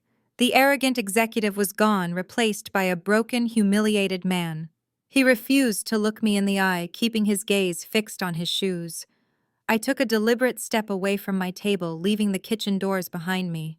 I walked onto the dance floor, invading the space he had previously dominated. Jessica was standing near the exit doors, clutching her ripped veil. She had paused in her frantic escape, captivated by the horrifying train wreck of her own life. Her parents had walked out, leaving her behind to witness the absolute finality of her terrible choices. I pitched my voice so it would carry directly to her and to the remaining guests lingering in the shadows of the ballroom, watching the drama unfold. "You spent the last 6 months bragging to everyone about your incredible living situation." I began, my voice ringing clearly through the cavernous room. "You told Aunt Vivian and Aunt Beatrice you had secured a luxury penthouse in the financial district. You posted photos online of the floor-to-ceiling windows, the private elevator access, and the marble countertops. You told your bride here that your tech company was covering the $10,000 monthly rent as a perk." Marcus squeezed his eyes shut, shaking his head. "Please, Chloe," he whispered, his voice trembling and barely audible. "Let me leave. Do not do this in front of everyone. Just let me walk away." "But you did not leave me any choice, Marcus," I replied, my tone devoid of sympathy. "You see, when you submitted your residential application to the property management firm, you provided 3 years of tax returns. You provided fake letters of recommendation from venture capitalists. You provided forged bank statements showing a liquid cash balance of over $2 million. It was a very impressive financial portfolio. It was also a total forgery. Every document you uploaded to the leasing portal was digitally altered. Jessica let out another horrified gasp from the doorway. She dropped her clutch onto the floor, her hands flying up to cover her face in shame. "You lied to me about the apartment too," Jessica cried, her voice echoing with absolute despair. "You told me we were moving in tomorrow morning. The moving trucks are already loaded with my furniture." "They are not going anywhere, Jessica," I called out to her, keeping my eyes fixed directly on the terrified face of my brother. "Because that luxury penthouse you are supposed to move into tomorrow morning is managed by Apex Properties, LLC. And as my father just explained to you, I am Apex Properties. I personally own the entire building." Marcus looked up at me, his eyes wide with a mixture of profound shock and sheer terror. He opened his mouth, but he could not find a single word to say. He was paralyzed by the massive trap I had flawlessly executed against him. "I was the one who personally reviewed your application, Marcus," I continued, taking another step closer to him. "I sat at my desk and looked at the forged bank statements you created. I could have rejected your application right then and there, but I decided to approve it instead. I decided to let you sign the legally binding commercial lease agreement. I let you put your signature on a federal document claiming massive liquid assets you simply do not possess. By doing that, you committed felony wire fraud and grand larceny by deception." The remaining guests began to murmur frantically to each other, pointing fingers and shaking their heads. The situation had officially escalated from a simple family dispute into a criminal liability. Marcus began to hyperventilate, clutching his chest as if he were having a severe panic attack. "I allowed you to live in this delusion right up until this exact second," I said, my voice turning as cold and hard as solid ice. "But your luck has officially run out tonight, because you breached the fundamental terms of your lease agreement. By committing intentional financial fraud, you are evicted effective immediately. You do not get a standard 30-day eviction notice. You do not get a grace period to move your belongings. I have already dispatched my senior property managers to the residential building. The electronic locks on the penthouse doors have been permanently changed. Your access codes have been wiped from the main security system." Marcus fell back onto his knees, his hands gripping his hair in absolute agonizing defeat. "I have nowhere to go," he wailed loudly, sobbing into the empty space of the ballroom. "My apartment lease expired yesterday afternoon. I gave up my old place to move into your penthouse. I have absolutely nothing left, Chloe. I am entirely homeless." I looked down at him, feeling the suffocating weight of decades of emotional abuse finally lifting completely off my shoulders. "You have exactly what you earned, Marcus," I told him, my words slicing through the heavy air like a perfectly sharpened blade. "You built your entire life on lies, and now you get to live in the terrible ruins of them. You wanted to sit at the head table and look down on the rest of us. Now you are homeless, bankrupt, and facing severe legal consequences." I turned my attention briefly toward the exit doors where Jessica was standing, frozen in shock and humiliation. I offered her a polite, tight, professional smile. "And as for you, Jessica," I said, my voice dripping with icy politeness, "you should probably go find a cheap motel room for the night. Your elegant winter aesthetic does not cover federal fraud charges. Have a very nice honeymoon." I turned my back on both of them and finally walked away forever. I had only taken 3 steps toward the main exit when I felt a frantic, violent tug on the heavy fabric of my dress. I stopped and looked down. My mother, Brenda, had crawled across the polished wooden dance floor on her hands and knees, completely disregarding the expensive sequins of her gown scraping against the hardwood. She threw her arms tightly around my legs, sobbing with a wet, choking sound that echoed horribly in the rapidly emptying ballroom. "Chloe, please," she wailed, her face pressed against my knees, her tears soaking right through my clothes. "Please do not do this. You have to stop this right now. You have the absolute power to fix everything. Just wave your hand and make that terrible $80,000 invoice disappear. Call your property manager and tell him Marcus can keep the luxury penthouse." "You have so much money, Chloe. This is absolutely nothing to you, but it is his entire life. You cannot just leave your own flesh and blood out on the cold street." I stood perfectly still. Looking down at the woman who had birthed me, I did not try to kick her away. But I also did not reach down to comfort her. I let her cling to my legs like a desperate drowning victim.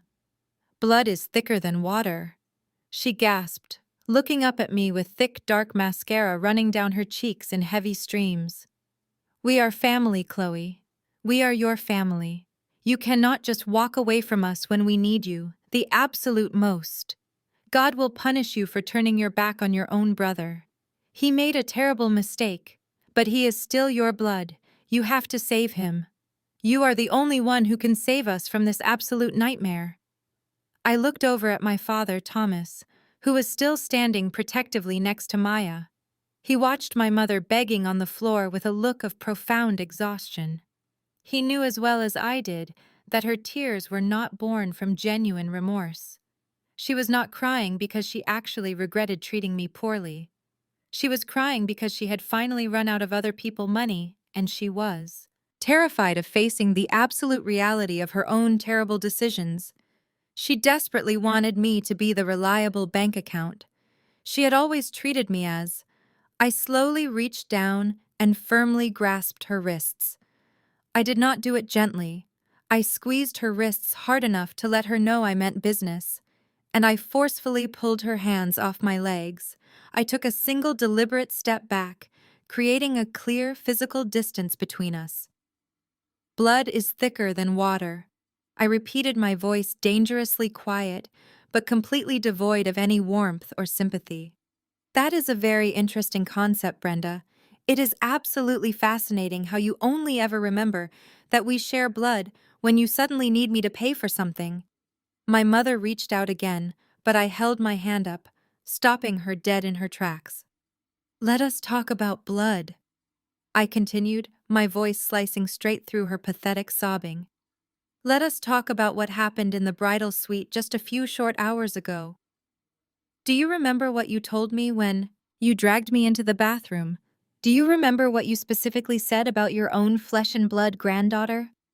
My mother opened her mouth to speak, but no words came out. Her eyes darted away from mine entirely, unable to handle the intense, piercing weight of my gaze. You stood there, I said, stepping closer to her, forcing her to look at me. And you told me that my beautiful daughter could not walk down the aisle because her natural black hair did not fit the elegant winter aesthetic of a racist white family. You told me to take my child, buy her a sweet drink, and hide her in the back of the room so we would not ruin the specific vision of Jessica. You actively chose to erase your own bloodline just to keep the peace. For a woman who just walked out the door and completely abandoned your son. I took a deep breath, feeling a fierce, powerful surge of righteous clarity wash over my entire body. I was finally speaking the absolute truth I had swallowed for 34 long years. You never cared about blood, I told her, my voice echoing loudly in the silent ballroom. You only ever cared about proximity to perceived power and fake wealth. You stole my college fund to buy him a sports car. You mortgaged the house my father worked his entire life to pay for, just to buy him a fake wealthy lifestyle. You sat at that table tonight and told hundreds of strangers that he was the only real success story in this family, while I was sitting next to the garbage cans eating the food I personally paid for. Please, Chloe, my mother whimpered, her body trembling violently against the cold floor. I am your mother. I carried you. You have to forgive me. I will change. I promise. You are not crying because you want to change. Brenda, I replied, staring down at her pathetic, shattered form. You are crying because the elaborate illusion is completely shattered and you have absolutely no one left to exploit. You let them publicly humiliate my innocent child. You fully endorsed it. You actively celebrated it. I leaned down slightly, my face just inches from hers, ensuring she heard every single syllable of my final decree. Blood did not matter when you replaced my daughter. I whispered, my words hitting her like physical blows. You made your choice, Brenda. Now you get to live in it. I turned my back on her for the very last time.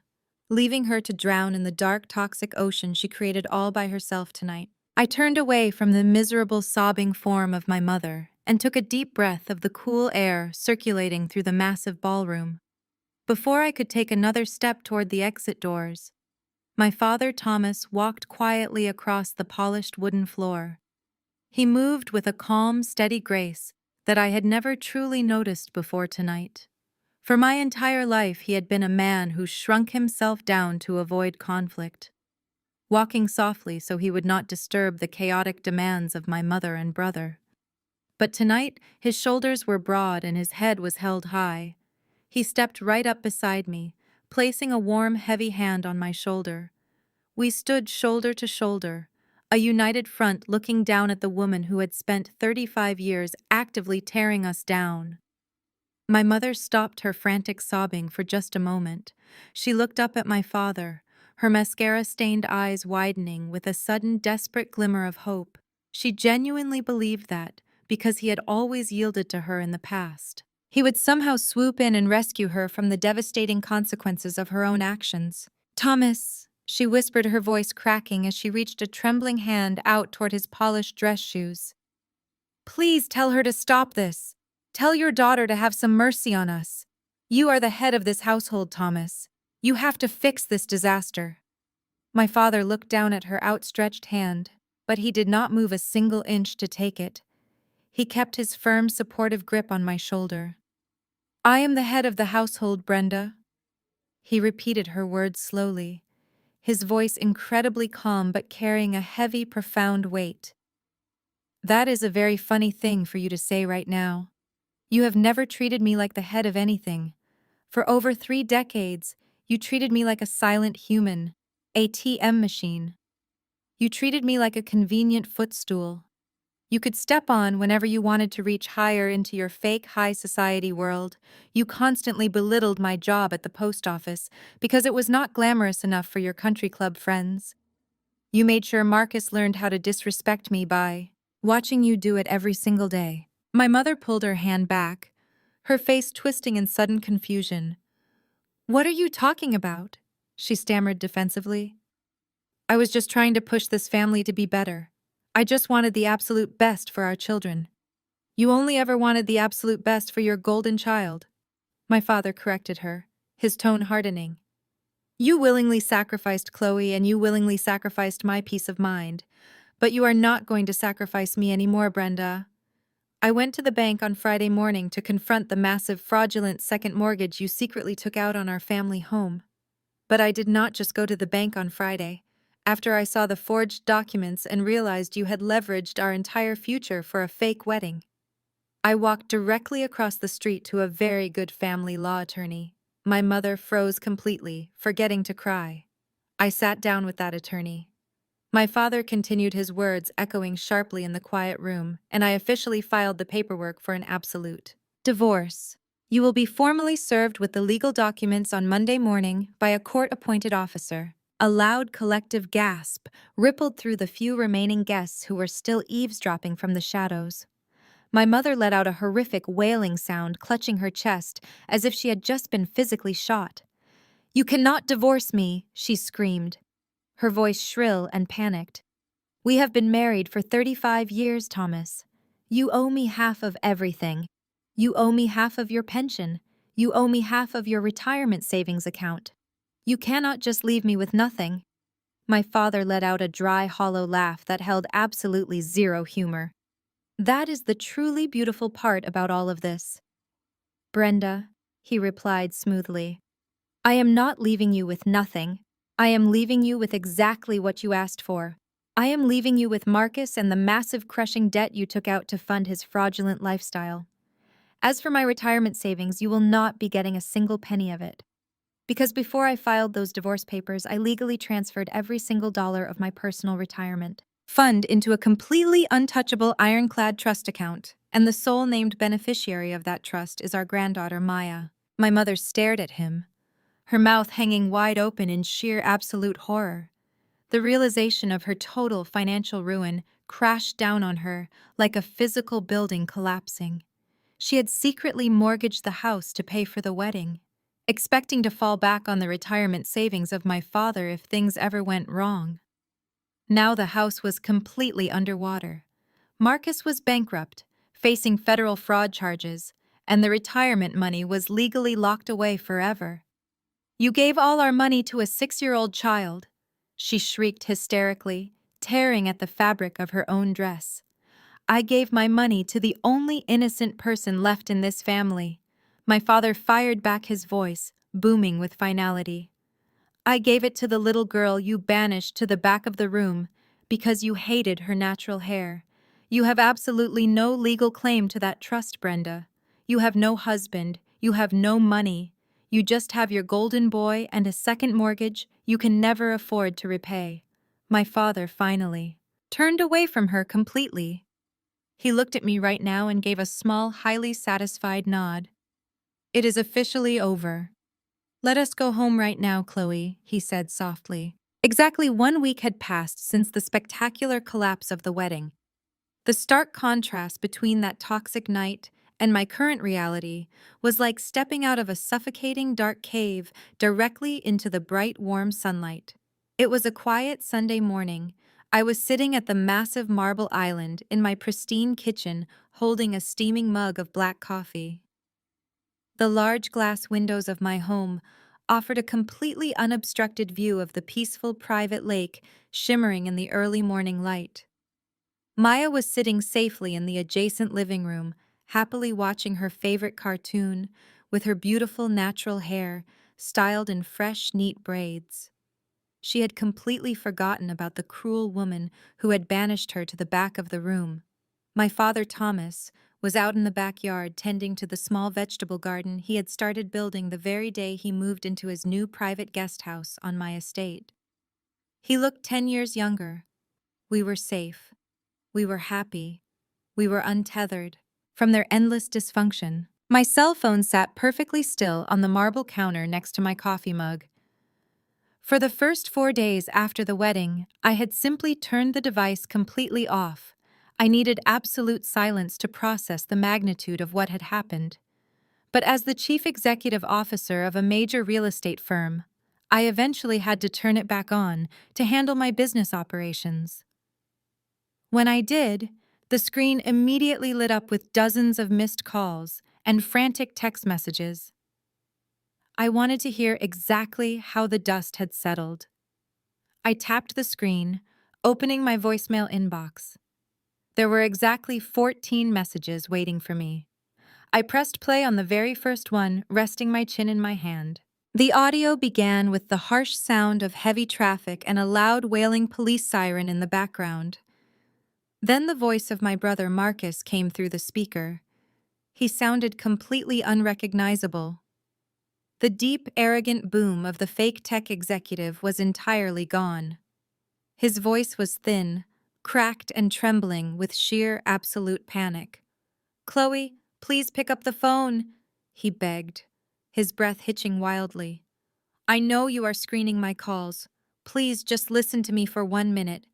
Everything is completely gone, Chloe. Everything. Richard actually did it. His high-powered corporate lawyers filed the annulment papers on Monday morning. They locked me completely out of the residential portal, so I could not even get my expensive clothes from the old apartment." Jessica changed her phone number. "She completely blocked me on every single platform. I have absolutely no wife and no home.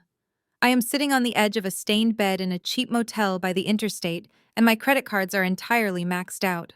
They are declining a basic $5 meal." There was a brief pause on the recording filled only with the sound of a heavy diesel truck speeding past his motel room window. When Marcus spoke again, he was openly weeping. "But that is not even the worst part." He sobbed loudly. "The legal team Richard hired handed my completely fake financial portfolio directly over to the district attorney. 2 days ago, I received a formal notice from the Federal Investigative Bureau. They are officially opening a massive probe into my business practices.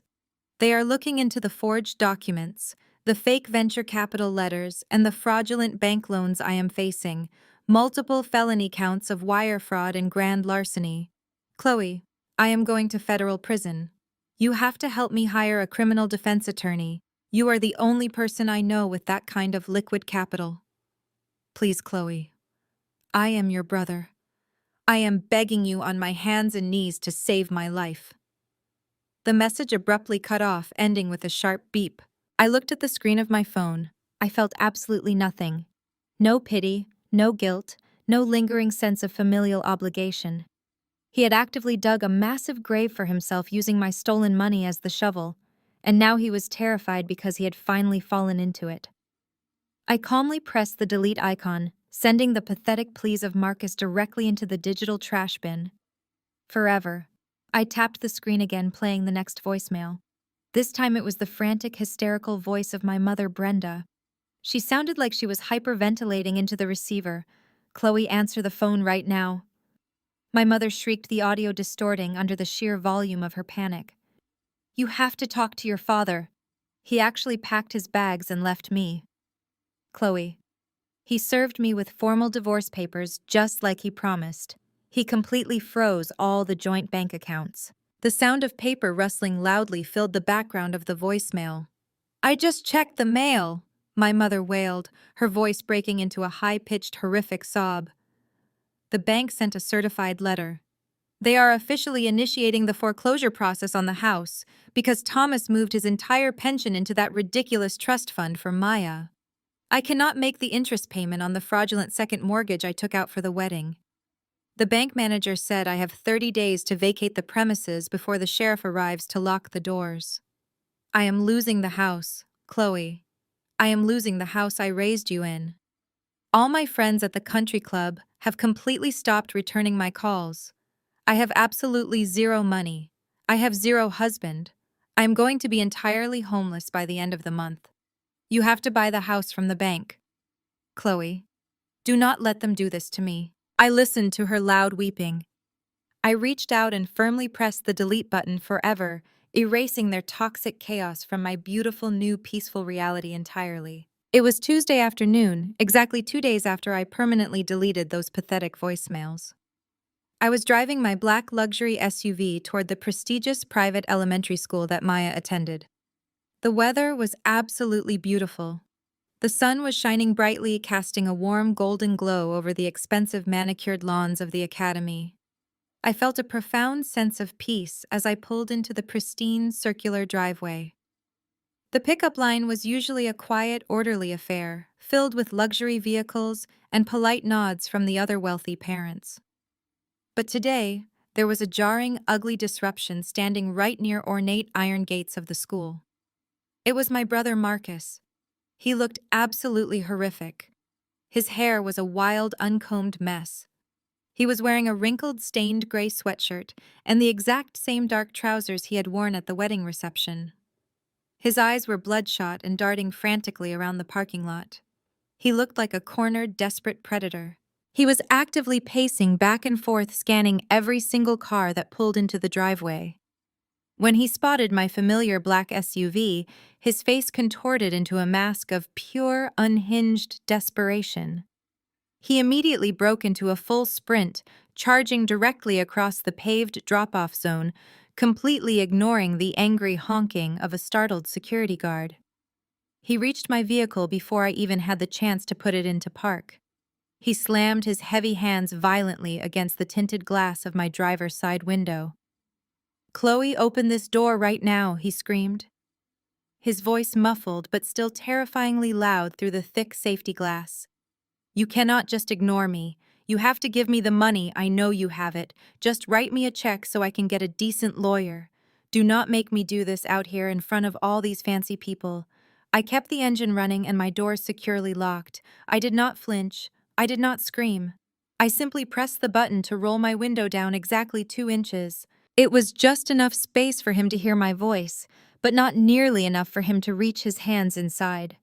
"You made a very severe mistake coming here, Marcus," I said, my tone completely flat and devoid of any emotion. "You need to step away from my vehicle right now." "I am not stepping away from anything," he roared, gripping the top edge of the partially open window with his dirty fingers. "I am your brother. You owe me, Chloe. You ruined my life and you owe me a second chance." If you do not transfer $50,000 into my account right now, I am going to stand out here and scream your name. I will tell every single rich parent at this school what a terrible, selfish person you really are. I will ruin your precious reputation just like you ruined mine. I looked at his desperate, sweating face. He truly believed he still held some kind of power over me. He actually thought he could intimidate me into handing over my hard-earned money by threatening a public scene at an elementary school. He was so completely blinded by his own toxic narcissism that he failed to notice the reflection in my tinted window behind him. I am not going to give you a single penny. Marcus, I replied, staring dead into his bloodshot eyes. And you are not going to ruin my reputation either, because you are not going to be standing here for much longer. What is that supposed to mean? He sneered, baring his teeth in a vicious snarl. Before he could even finish his sentence, the heavy flashing red and blue lights of two local police cruisers completely washed over his angry face. The police cars had glided silently into the school parking lot without their sirens blaring. They pulled up diagonally, blocking his only escape route. Two large uniformed officers immediately stepped out of their vehicles, unbuttoning the retaining straps on their duty belts. Marcus Brooks, one of the officers, barked, his voice commanding and stern. "Step away from the vehicle right now and put your hands directly on top of your head." Marcus froze, completely paralyzing in sheer terror. He slowly turned his head to look at the police officers and then looked rapidly back at me. "You called the cops on me," he gasped, his voice dropping to a panicked whisper. "I filed a permanent restraining order against you first thing Monday morning." I corrected him, my voice as cold as ice. "After you left that unhinged, threatening voicemail demanding my money, I marched straight into the courthouse and handed the audio file directly to a judge. The judge agreed that you are a desperate, unstable man facing federal fraud charges who poses a significant physical threat to my safety and the safety of my young daughter. The order explicitly forbids you from coming within 500 feet of me, my home, or this school. You just violated a direct court order, Marcus." The two police officers did not wait for him to process the information. They moved in quickly, grabbing his arms and violently twisting them behind his back. Marcus let out a high-pitched shriek of absolute terror as the cold steel handcuffs clicked loudly around his wrists. "No, please," he begged, sobbing openly in front of the horrified, wealthy parents who were now watching the entire spectacle from their cars. "I am her brother. I was just asking for a small loan. Do not arrest me. I cannot go to jail." I gently pressed the button to roll my window all the way up, completely sealing off the pathetic sounds of his desperate crying.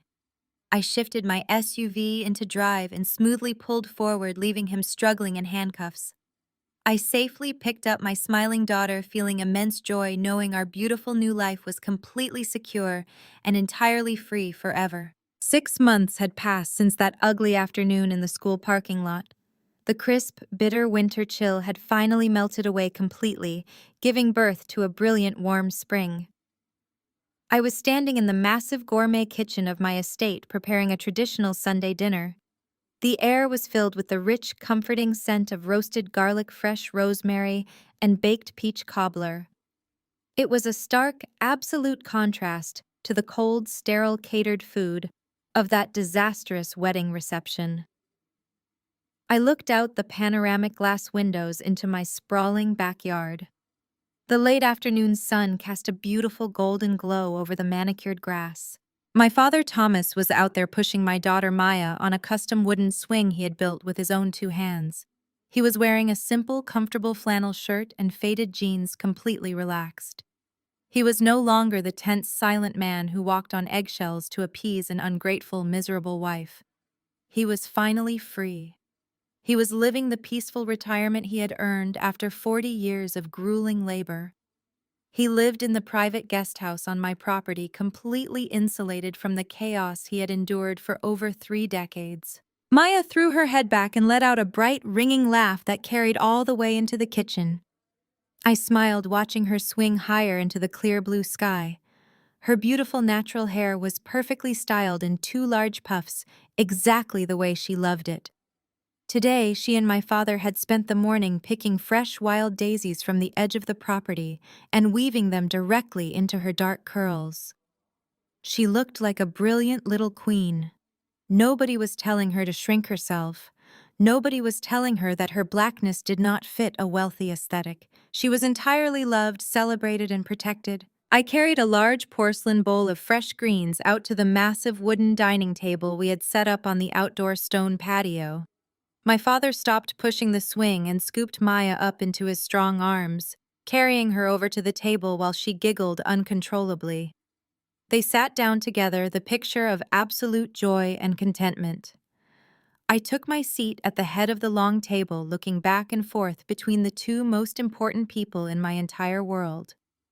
We joined our hands together, bowing our heads to say a quiet prayer of profound gratitude for the food, the peace, and our completely unbreakable bond. As we began to eat, my father looked across the table at me. He raised his glass of sweet iced tea, offering a silent, proud toast. I raised my crystal glass to meet his. We did not need to speak about Marcus or Brenda. We did not need to discuss the harsh reality that Marcus was currently awaiting federal trial, or that Brenda was living in a cramped, subsidized apartment, complaining to bare walls that no longer listened to her lies. They were simply ghosts from a past life.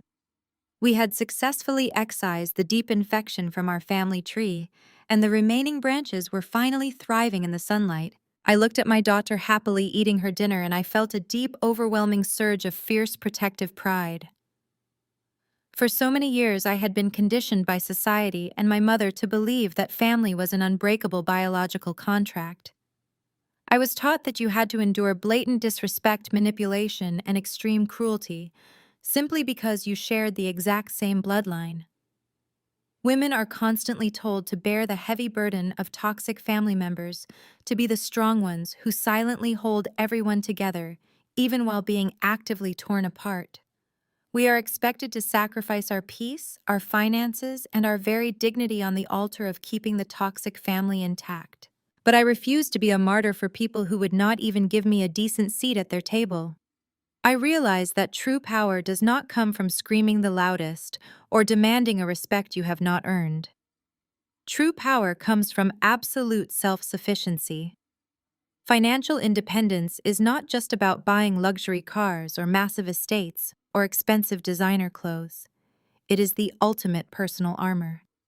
It is a heavy, impenetrable shield that completely protects you and your children from the toxic control of manipulative, broken people. When you hold your own purse strings, nobody can threaten to evict you. Nobody can tell you where to sit. Nobody can force you to compromise your deep morals or tolerate blatant racial disrespect just to keep a roof over your head. Money gave me the absolute freedom to draw a thick line in the sand and build a solid fortress around my peace. It allowed me to hire the private security needed to physically remove a violent threat.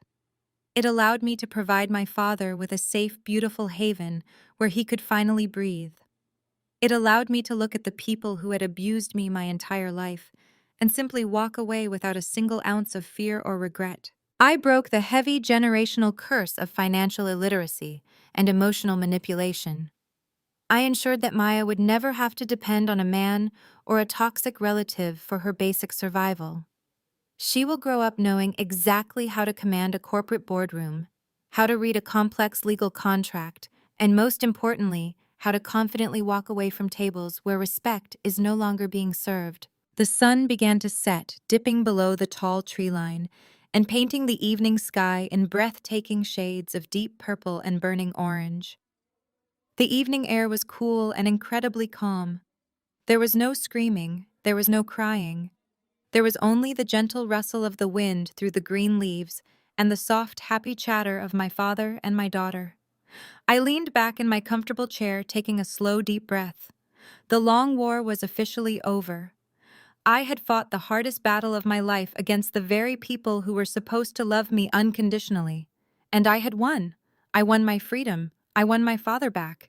And I secured the brilliant, shining future of my little girl. As you listen to my story, I want you to remember that your inherent worth is never defined by the people who are too willfully blind to see it. You do not owe your sanity to anyone just because you share a last name or a childhood home. You have the absolute right to protect your energy, your children, and your hard-earned success from those who wish to drain it dry. Sometimes the most profound act of self-love is the fierce willingness to walk completely away and never look back. Have you ever had to walk away from toxic bloodlines to protect your peace? Let me know in the comments. Like and subscribe to join the family that actually chooses you. The harrowing story of Chloe and her family's spectacular collapse at a luxury wedding teaches a profound, albeit painful, lesson. Blood relation does not entitle anyone to cross your boundaries, and financial independence is the ultimate shield against toxic exploitation. For too long, society has pushed the narrative that we must endure abuse, microaggressions, and manipulation simply because it comes from our own relatives. Chloe's mother and brother weaponized the concept of family to demand her money, while simultaneously stripping away her dignity and publicly humiliating her young daughter.